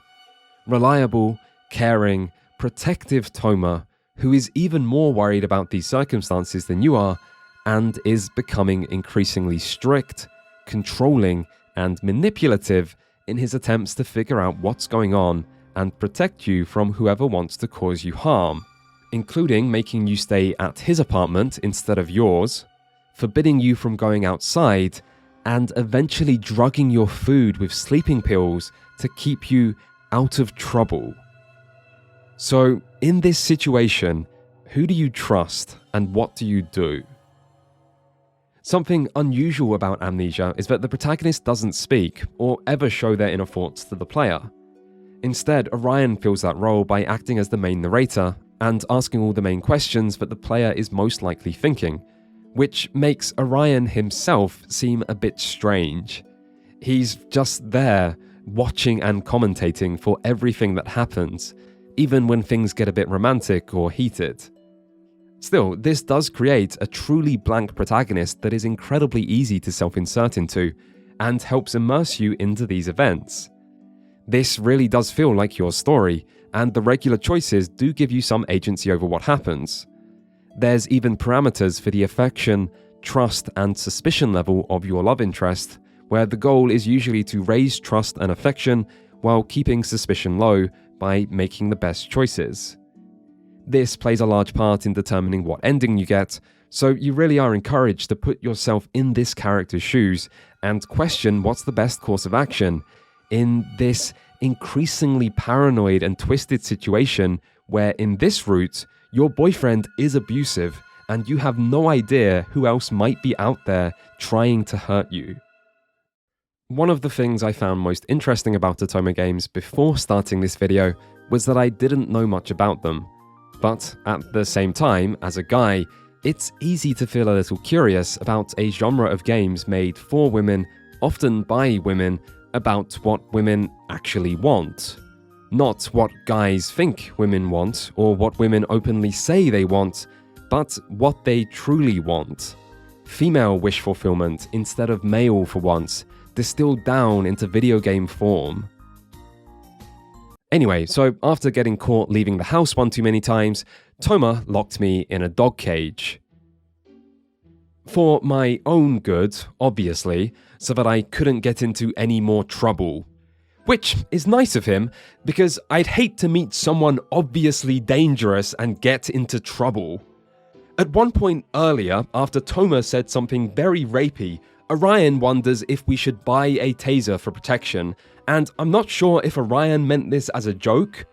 But yes, Orion, we should buy a taser. We should have bought a taser, but we didn't, and now we're stuck in the fucking doggy cage for the rest of the game, and I guess now we have to be nice to Toma, because otherwise he might fucking kill us. I mean, great romance we have going on here. Oh, hi Toma, how was your day? Oh, me? Well, you know how it is, just here, in my cage again. So finally I got a chance to escape, only for some other guy to kill me. Like, bro, I don't even know who you are. And then, after I reloaded and tried to make it work with Toma, he just killed me anyway. Oh, my bad. Did I do something wrong here? I guess I should go reload so I can be better at being nice, all to get this fucking guy to be my boyfriend. Jesus, what part of this is meant to be romantic? But I guess this is a good time to talk about how fiction isn't real, which makes it a place where we can explore and even enjoy all sorts of different things that wouldn't be okay in real life. And that doesn't mean people are condoning these things or would ever actually want to experience them, but rather that fiction can be a safe space to indulge our curiosities, or explore darker or taboo subjects, or just enjoy the exciting parts of bad things that we wouldn't ever get to enjoy otherwise. like having a man so in love with you that they go too far when trying to protect you, maybe way too far, or having a man whose desire for you is so intense that they struggle to physically control themselves in your presence, or whatever. Which doesn't mean that there's no risk to depicting problematic and toxic characters and relationships. It's a complicated subject, and it's worth questioning what message things like this might send. But ultimately, people can tell the difference between fiction and reality, and if they couldn't, we'd have bigger problems than Toma's dog cage. And again, let he or she who is without sin cast the first stone. This was the first route I did though, in the first Otome game I played, and I really did stumble upon this by accident. But for what it's worth, the other route I played was nothing like this. The guy was pretty cold and rude at first, but it turned out he was just socially inept, and he ended up being a bit of a sweetheart, and it actually was quite romantic. Except for the fucking math homework he expected me to do. This route also had none of the Lynchian nightmare vibes and was instead more of a romantic comedy than anything else. And I didn't do any more routes than these, but I don't think any of the others are similar to Toma's. If you complete all 4 normal routes, you can unlock a special 5th route that I assume finally explains the dark supernatural mystery underpinning the rest of the game, but overall, this is a visual novel. It's alright, there's too much reading for me, but I did enjoy the tension created by this darker narrative and getting to make a lot of choices and feeling immersed in the protagonist's story. Perhaps one of the biggest things I took away from playing Girls' Side 3 and Amnesia was that, as a guy, I think I still could enjoy Otome games fairly easily despite not being the target demographic, as long as the game itself was good. But they are at a slight disadvantage. Romance can be very subjective, and everyone has preferences in regards to all sorts of different things. And guys are okay, but girls are better. Still, the other main thing I took from my brief dip into this subgenre was learning that Otome games are actually really diverse, probably more so than the overwhelmingly high school focused male equivalents. This is a small subgenre even in Japan, but there's still a great range of settings, art styles, tones, and narrative genres, all of which still maintain a heavy romance focus. And on the Nintendo Switch at least, more and more Otome games have been getting localized every year, with many seeming to do well, so while the genre is niche, it's a niche that's clearly growing. A bit like indie romance games.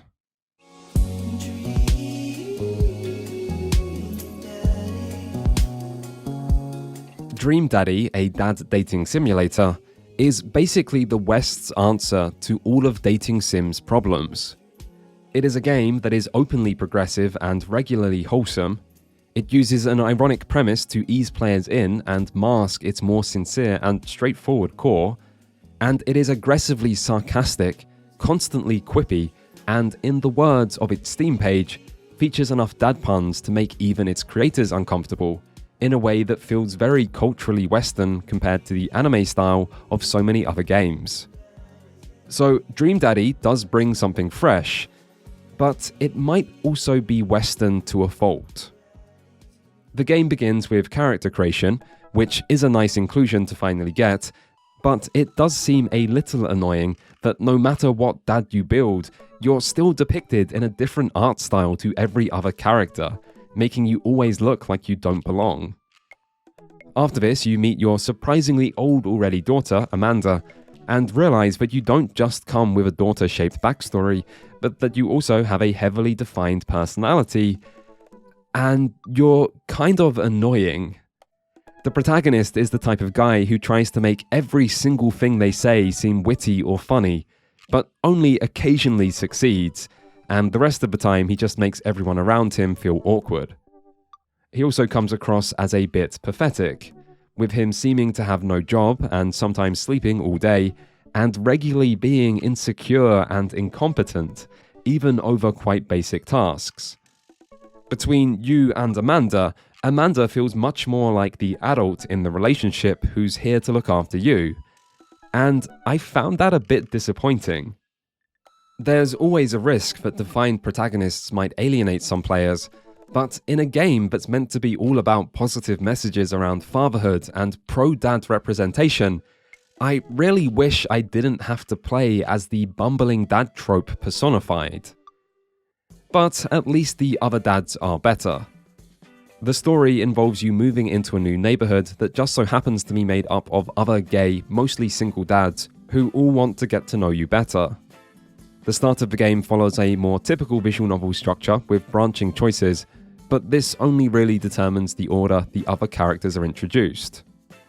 Then, once this introductory segment is over, you can date each of the dads 3 times, with the third date locking you into a romance with them and triggering the game's ending, all while an overarching main story plays out in between these dates that focuses on your relationship with Amanda.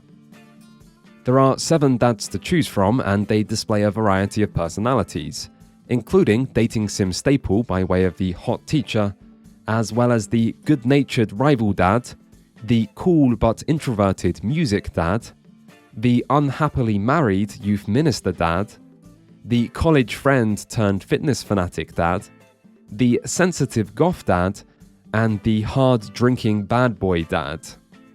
And these characters are all likable, even if they do all have terrible taste in men, if they are even considering dating someone who is as much of a loser as the protagonist is. It makes me wonder why the dads don't try dating each other instead. They can all do so much better than this guy, and honestly, they deserve to. Still, while these 3 dates each tell a small yet satisfying arc centered on some serious life issue and positive resolution, this still feels more like an introduction of these characters than a genuine romance.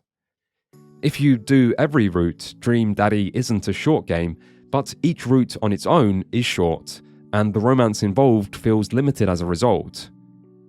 These routes also aren't that romantic.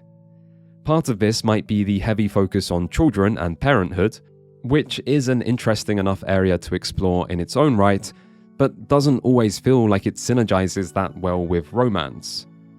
But part of this seems to be a deliberate choice to focus on wholesome interactions rather than anything wish fulfillment related, which makes the whole experience feel more like a middle-aged man making new friends simulator than an actual dating sim.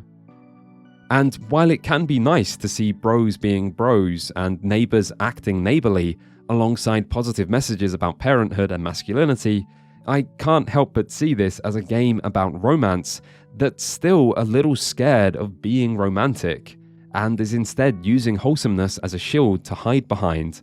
A bit like the way it uses its ironic premise to distance itself from the stigma inherent in the genre, and the way it uses progressive politics to subvert things often considered problematic about the genre.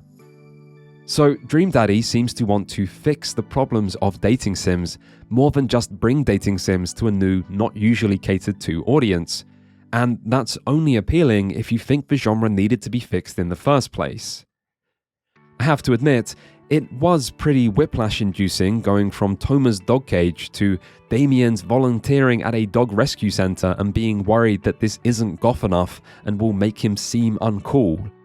And I'm not saying I preferred the cage, I'd never say that, but I think I preferred the cage. And yet, despite everything I've just said, there's nothing inherently wrong with a wholesome middle-aged man making new friends sim. A lot of what's here is well executed, with the presentation in particular standing out and often going above and beyond what you might expect. Mostly though, this is a game that will live or die based on how the player feels about its writing. And how interested players might be in a dad dating sim seems far less important than how you feel about internet-style dad jokes. And if that type of humor is for you, your opinion might be far more positive on this game than mine. And this seems to be the real achievement of Dream Daddy and other indie dating sims or romance-focused games that have begun to appear from the late 2010s onwards. In a genre that has otherwise been overwhelmingly anime, they are not that, and so they bring some variety in style subject matter, and target demographics that might be missing from the more defined and already established niches seen in Japan. Indie games also provide space to experiment, and this is a genre that feels like it still has a long way to go and room to grow, and so there's value in trying new things and stepping outside of established formulas. That said, there haven't been many big indie successes since Dream Daddy, which made it hard for me to know where to go from here.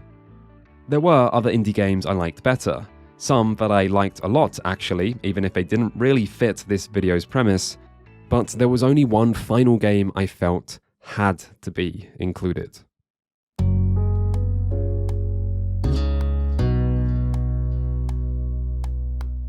Our Life, Beginnings and Always is a free-to-play visual novel funded through Kickstarter and released in 2020 by developer GB Patch Games. I assume its budget was quite limited, but outside of the lack of voice acting, you otherwise couldn't tell. The art's consistently good, the soundtrack is great, and the runtime is fairly substantial. The story is about growing up in a sleepy, idyllic seaside town and is told over the course of 4 different summers that take you from 8 years old all the way into early adulthood. What makes Our Life stand out from other visual novels is how it handles choices, as not only is there way more choice than you might expect, there's also an unusually big emphasis on you. This game constantly asks, what do you think about this person or event? How do you want to react? How do you actually feel? Almost nothing about the protagonist is ever decided for you, and as a result, the protagonist feels more like your character than maybe any other game I've played. This makes the experience deeply immersive, while also creating an interesting foundation to possibly tell a romantic story that would truly feel like your own story. Our Life begins with you bumping into a mysterious man who turns out to have just moved to the neighborhood and offers you a $20 bill if you go make friends with his son. Cove is the same age as you and is introduced having run off to sit on a hill and feel sad about having just left behind all his friends and the only home he's ever known. Cove is the other central character and the only love interest outside of DLC, and he's easy to like. As a child, he comes off as innocent, emotional, and outwardly expressive. He wears his emotions on his sleeve, so to speak, or more accurately, on his PNG face, and he comes across as very open, honest, and sincere. The way you react to Cove will ultimately shape not just his feelings towards you, but also parts of his personality, with him growing up to be either more confident or shy, depending on your actions. And it makes sense that Cove reacts to you, because you are always the real main character in this game. Still, by focusing so heavily on one love interest instead of a selection, it means there's plenty of time to flesh out this character and explore your relationship together. And despite the fact that Cove can mold to fit around the player, he still always feels like his own person. I did have one slight problem with Cove, however, which was that I didn't really want to romance him. He's a good kid, and he is a kid, at first anyway, so it felt more like he needed a supportive friend than anything romantic. And this game is just so good at making you self-insert and feel like this is your protagonist and your story, and I did like Cove, so it felt kind of disingenuous to romance him when I only really considered him a friend, even as we got older. And then if you don't express any romantic feelings towards him by the start of adulthood, you kind of miss your chance. Under normal circumstances, this would be fine. I mean, Our Life gives you this choice for a reason, and there's nothing wrong with not romancing someone. Friendships aren't just lesser versions of romances, they're meaningful and important things in their own right. So it's not like I played the game wrong or anything, except this wasn't normal circumstances. I was playing this game specifically for this video about romance, and with more time to reflect, I think I played the game wrong. The story actually became far less interesting in the second half, in part because it continues to focus on small events and minor problems, And while there's something compelling about seeing kids face small problems that might actually seem massive in their own uniquely childlike world, the same isn't true by the time everyone's 18, and those small problems just seem small. Really, the game is so determined to be positive and wholesome that it felt like it was lacking friction or drama in the second half. In many ways, it felt like it was missing a big central driving event that could produce moments of conflict and tension, like, I don't know, a romance between the protagonist and Cove that maybe I shouldn't have avoided. Oops. It's a shame though, because while I didn't want to romance Cove, I did kind of want to fuck his mum, and obviously this is just not that kind of game, and even if it was, I wouldn't actually do it. Cove's a good kid and I'm his friend. But it was probably for the best that the game didn't let me, because I absolutely would have done it. I wonder how that might have affected Cove's development. I mean, it would be one way to introduce drama. But drama doesn't seem to be our life's objective. In fact, reading the Steam page after playing the game makes a lot of the design choices here make sense. In its own words, this game aims to be a feel-good and feel-better simulation where various emotions can always be expressed and be met with reassurance, understanding, and support. And I think it succeeds at this, but this is quite a strange thing for a video game to be built around. Games usually aim to challenge people and make them feel good through allowing them to overcome challenges, whether that be the satisfaction of finally getting to the end of a long story or just overcoming gameplay obstacles. But Our Life is not doing that. It's here to give you validation no matter what you do, which makes me wonder what this game is like if you're rude to people and act difficult to be around. Because I did not do that. I was a wonderful kid who did not fuck anyone's mum and always acted with empathy towards others and maturity beyond my years. Which is not hard when playing as an 8-year-old, but I was great, so it made sense that everyone liked me and was nice to me. And this was satisfying. I got to make a positive impact on the people around me and feel good about this, just as the game intended. But I wonder whether the game actually should still work this way, even if I wasn't trying to be this person. Not every action in life should lead to validation. Still, it's hard to question the game's message too deeply off just a single playthrough. Regardless, there's clearly a large element of wish fulfillment here, not just in your potential relationship with the lonely boy next door, but in the entire world Our Life constructs for you. Almost everyone in this game is brimming with love and support that is ready to be shared with you in order to give you the perfect childhood you probably never had. And this is similar to the wish fulfillment in a lot of romance media, where we see idealized young love that leads to happily ever afters, or drama and spice that scratches a certain itch that's not always easy to scratch otherwise, or just having a choice of many attractive girls all wanting to be with you. But again, there's nothing inherently wrong with wish fulfillment. You only get to live one life, and even if everything in it does turn out great, there's still many things you won't experience, and a million lives not lived that fiction can provide a taste of. So I continue to believe that there's nothing weird about enjoying wish fulfillment, whether it be around romance or otherwise.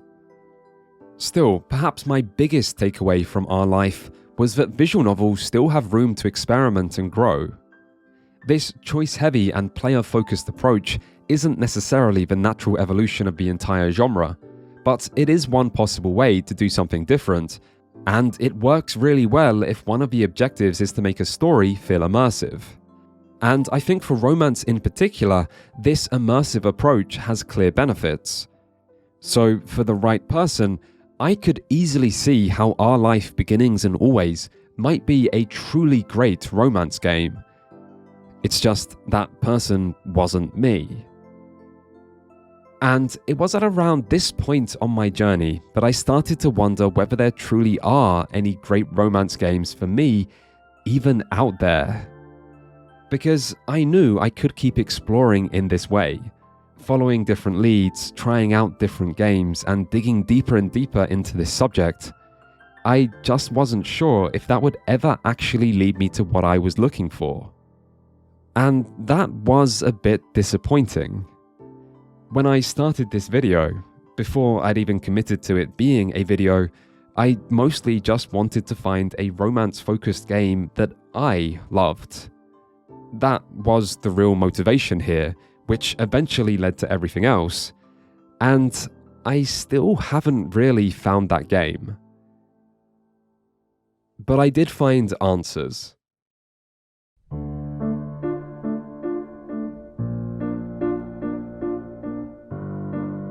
So, is romance in games genuinely bad?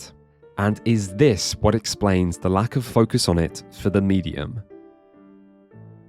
Well, no. Romance in games can be great. It can succeed through the strength of its writing, and it can succeed through the use of gameplay. And there are ways that video games can do romance better than any other medium. They can provide choices and narrative agency to make a story truly feel like your own. They can use gameplay to communicate themes and messages, and they can use fail states and challenge players to make events feel more meaningful and deserved. And so, for the exact same reasons that video games are an interesting storytelling medium to begin with, so too can video games be an interesting medium for romance. But there are problems. And these do largely explain why romance in games is so overlooked and underused. One of those problems, and probably the most obvious conclusion after playing all the games in this video, is that romance is incredibly subjective. Story is probably the most subjective part of games to begin with, and romance might be the most subjective type of story. It's so deeply connected to wish fulfillment, and people have different wishes, where one person's wish might be deeply off-putting to someone else. But people also have different genders and sexual orientations. We like different personalities and different physical appearances. We might prefer different writing styles, different tones, different amounts of gameplay, different types of protagonist, different levels of spice, and so on. And while there are subjective parts to everything, for romance, the most important parts are the most subjective. The question of do you like this guy or girl might be more important than anything else, including if the story is actually well written. I think lots of people might enjoy trashy romances, just as long as it's the right kind of trash for them. So, the subjective nature of this genre might limit its appeal and make finding the right game for you difficult. And this leads to the second problem: discoverability. How do you find the right game? How do you know where to look? How many people are even aware of what's out there? And how many people might be embarrassed to openly ask, or might just not really know what they're into? This is a self-perpetuating problem, because if potential fans aren't even looking for something, that thing won't ever be able to grow, meaning the situation won't improve. So until specific games can break through into the mainstream, romance will remain niche regardless of quality, as you can't win over people who would never play a game in the first place. Of course, if you're a fan of anime and visual novels, you're in luck, because that is the one niche that is well established now. But romance can be other things, and if you would prefer those other things, your options are limited. Which brings me to the third problem: the abandonment of gameplay. Tokimeki Memorial was the big breakthrough in Japan, and it did this through gameplay. Meanwhile, Amagami proves just how much gameplay can add to a story, even when that gameplay isn't all that good. And even earlier games were experimenting with gameplay in interesting ways. Doukyuusei featured an immersive overworld and time system. Miho Nakayama's Heartbeat High School featured facial expression choices in conversations, and other early games were still often using adventure game elements to challenge players. Early on, gameplay was a big part of the genre, and while not all of these experiments were successful, there were still benefits gameplay brought, and a sense that there was plenty of room for improvement and unreached potential. But as visual novels rose to prominence, simulation elements and gameplay were left behind, which limits the appeal of these games for people who don't find visual novels that engaging, and limits the potential of these games to utilize the unique strengths of the medium. And obviously, creating innovative gameplay systems is not easy, but without any experimentation or iteration, things can't improve. And on the subject of not improving, we get to the fourth problem, and something quite unique to romance in video games, which is that the most popular examples are the worst examples. The tacked-on romances seen in RPGs, Western and Japanese, as well as other optional romance elements found in other popular games, are the lowest quality romances in all of gaming. And it's not really their fault.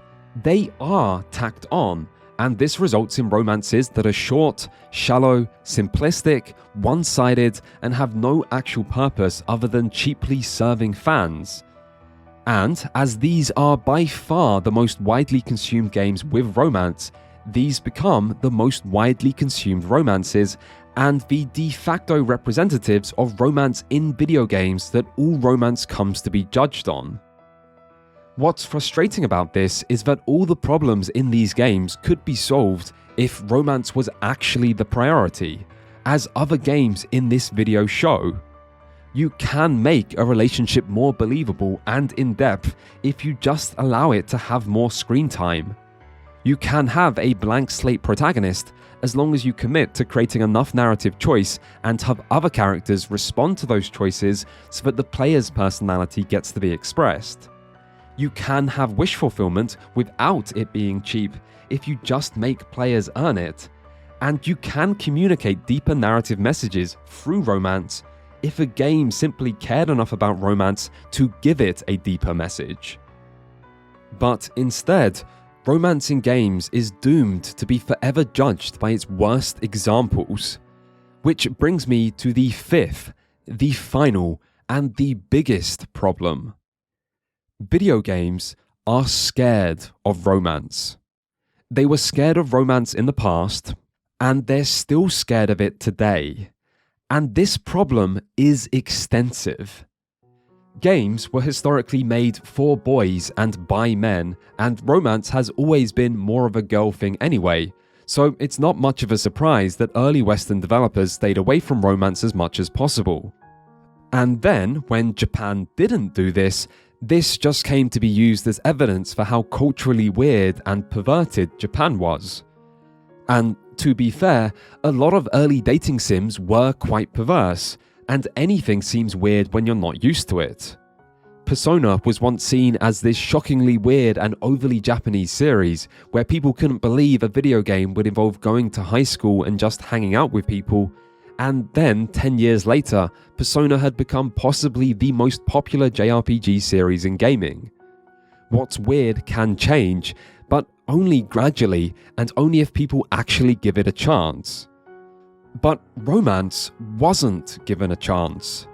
Important Japanese games were never localized, and Western developers never created their own versions, and so the stigma around romance and dating sims was slow to disappear. And that stigma wasn't just that romance is for girls, or that dating sims are pathetic as they're for people who can't get real girlfriends, or that Japanese games are weird and perverted, things which might have partly declined over time, but also that dating sims were problematic. That this was male wish fulfillment that objectifies women, turning them into trophies to be won or objects to dispense sex scenes, which was something the socio-politically conscious 2010s Western gaming mainstream has been raging against continuously over the last decade and a half. And as it's hard to do romance well without some element of wish fulfillment, this in many ways turned the entire idea of romance for men into something problematic. Which is why in the 2010s, irony and progressive representation became so important for the genre. These made it possible to sidestep the problems and the stigma, but sidestepping a problem isn't the same as solving it.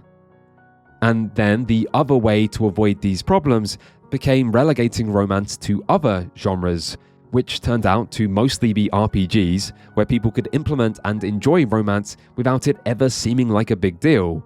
And through this, romance did find popularity, but this also relegated it to being a tacked-on experience, which inadvertently cemented the idea that romance in games is inherently cheap and shallow, and that maybe games really shouldn't be exploring this subject matter. And maybe this subject matter isn't worth exploring to begin with. Maybe games aren't lagging behind other mediums by avoiding romance. Maybe games are just being more mature. And look at how mature these games are because they focus on deep emotional relationships, like between a parental figure and a child, rather than anything immature and pandering like romance. And isn't it just easier this way? Romance is hard. It's difficult to write romantic stories. It's difficult to avoid alienating some audiences. It's difficult to avoid being cringe. It's difficult to avoid causing offense. And on top of all this, you have to consider that creating romantic media is vulnerable. You are opening up a bit of your own heart to show what you desire and letting hundreds of thousands of people judge you for it. Even enjoying romantic media can be vulnerable.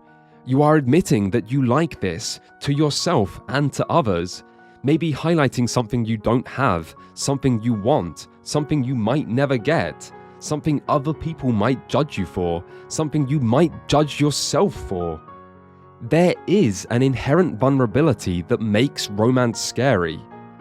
But maybe this vulnerability is also part of what makes it good. And maybe there is something uniquely human and emotional and messy and meaningful about love. And maybe this makes it a subject worth exploring across all sorts of different mediums. And maybe a medium that has traditionally avoided romance has the most to gain from this exploration. So, maybe it's time video games stop being scared of romance. I don't know what the future holds for romance in games, but I'm pretty confident that everything covered here in this video will end up being just the beginning, and that the best is yet to come. People just need to open up a little bit of their hearts, and someone else will take care of the rest. Thank you for watching. This video took a long time to make, and it's been pretty difficult. But hey, I made it in the end, hopefully. So I want to say a big thank you to my Patreons who were told this video would be done by mid-July at the latest. And yeah, I don't know if anyone's checked the date recently, I know I haven't, but I'm pretty sure mid-July is gone. So thank you for your support and for believing in me. And if anyone else wants to support me on Patreon and support these videos, you can. And otherwise, I will see everyone in the next video, which should be another history one. You know, making this romance video really reminds me of the adult games video I made that YouTube deleted. I might try to get that video back. So yeah, if you haven't seen that video and want to, maybe keep an eye out.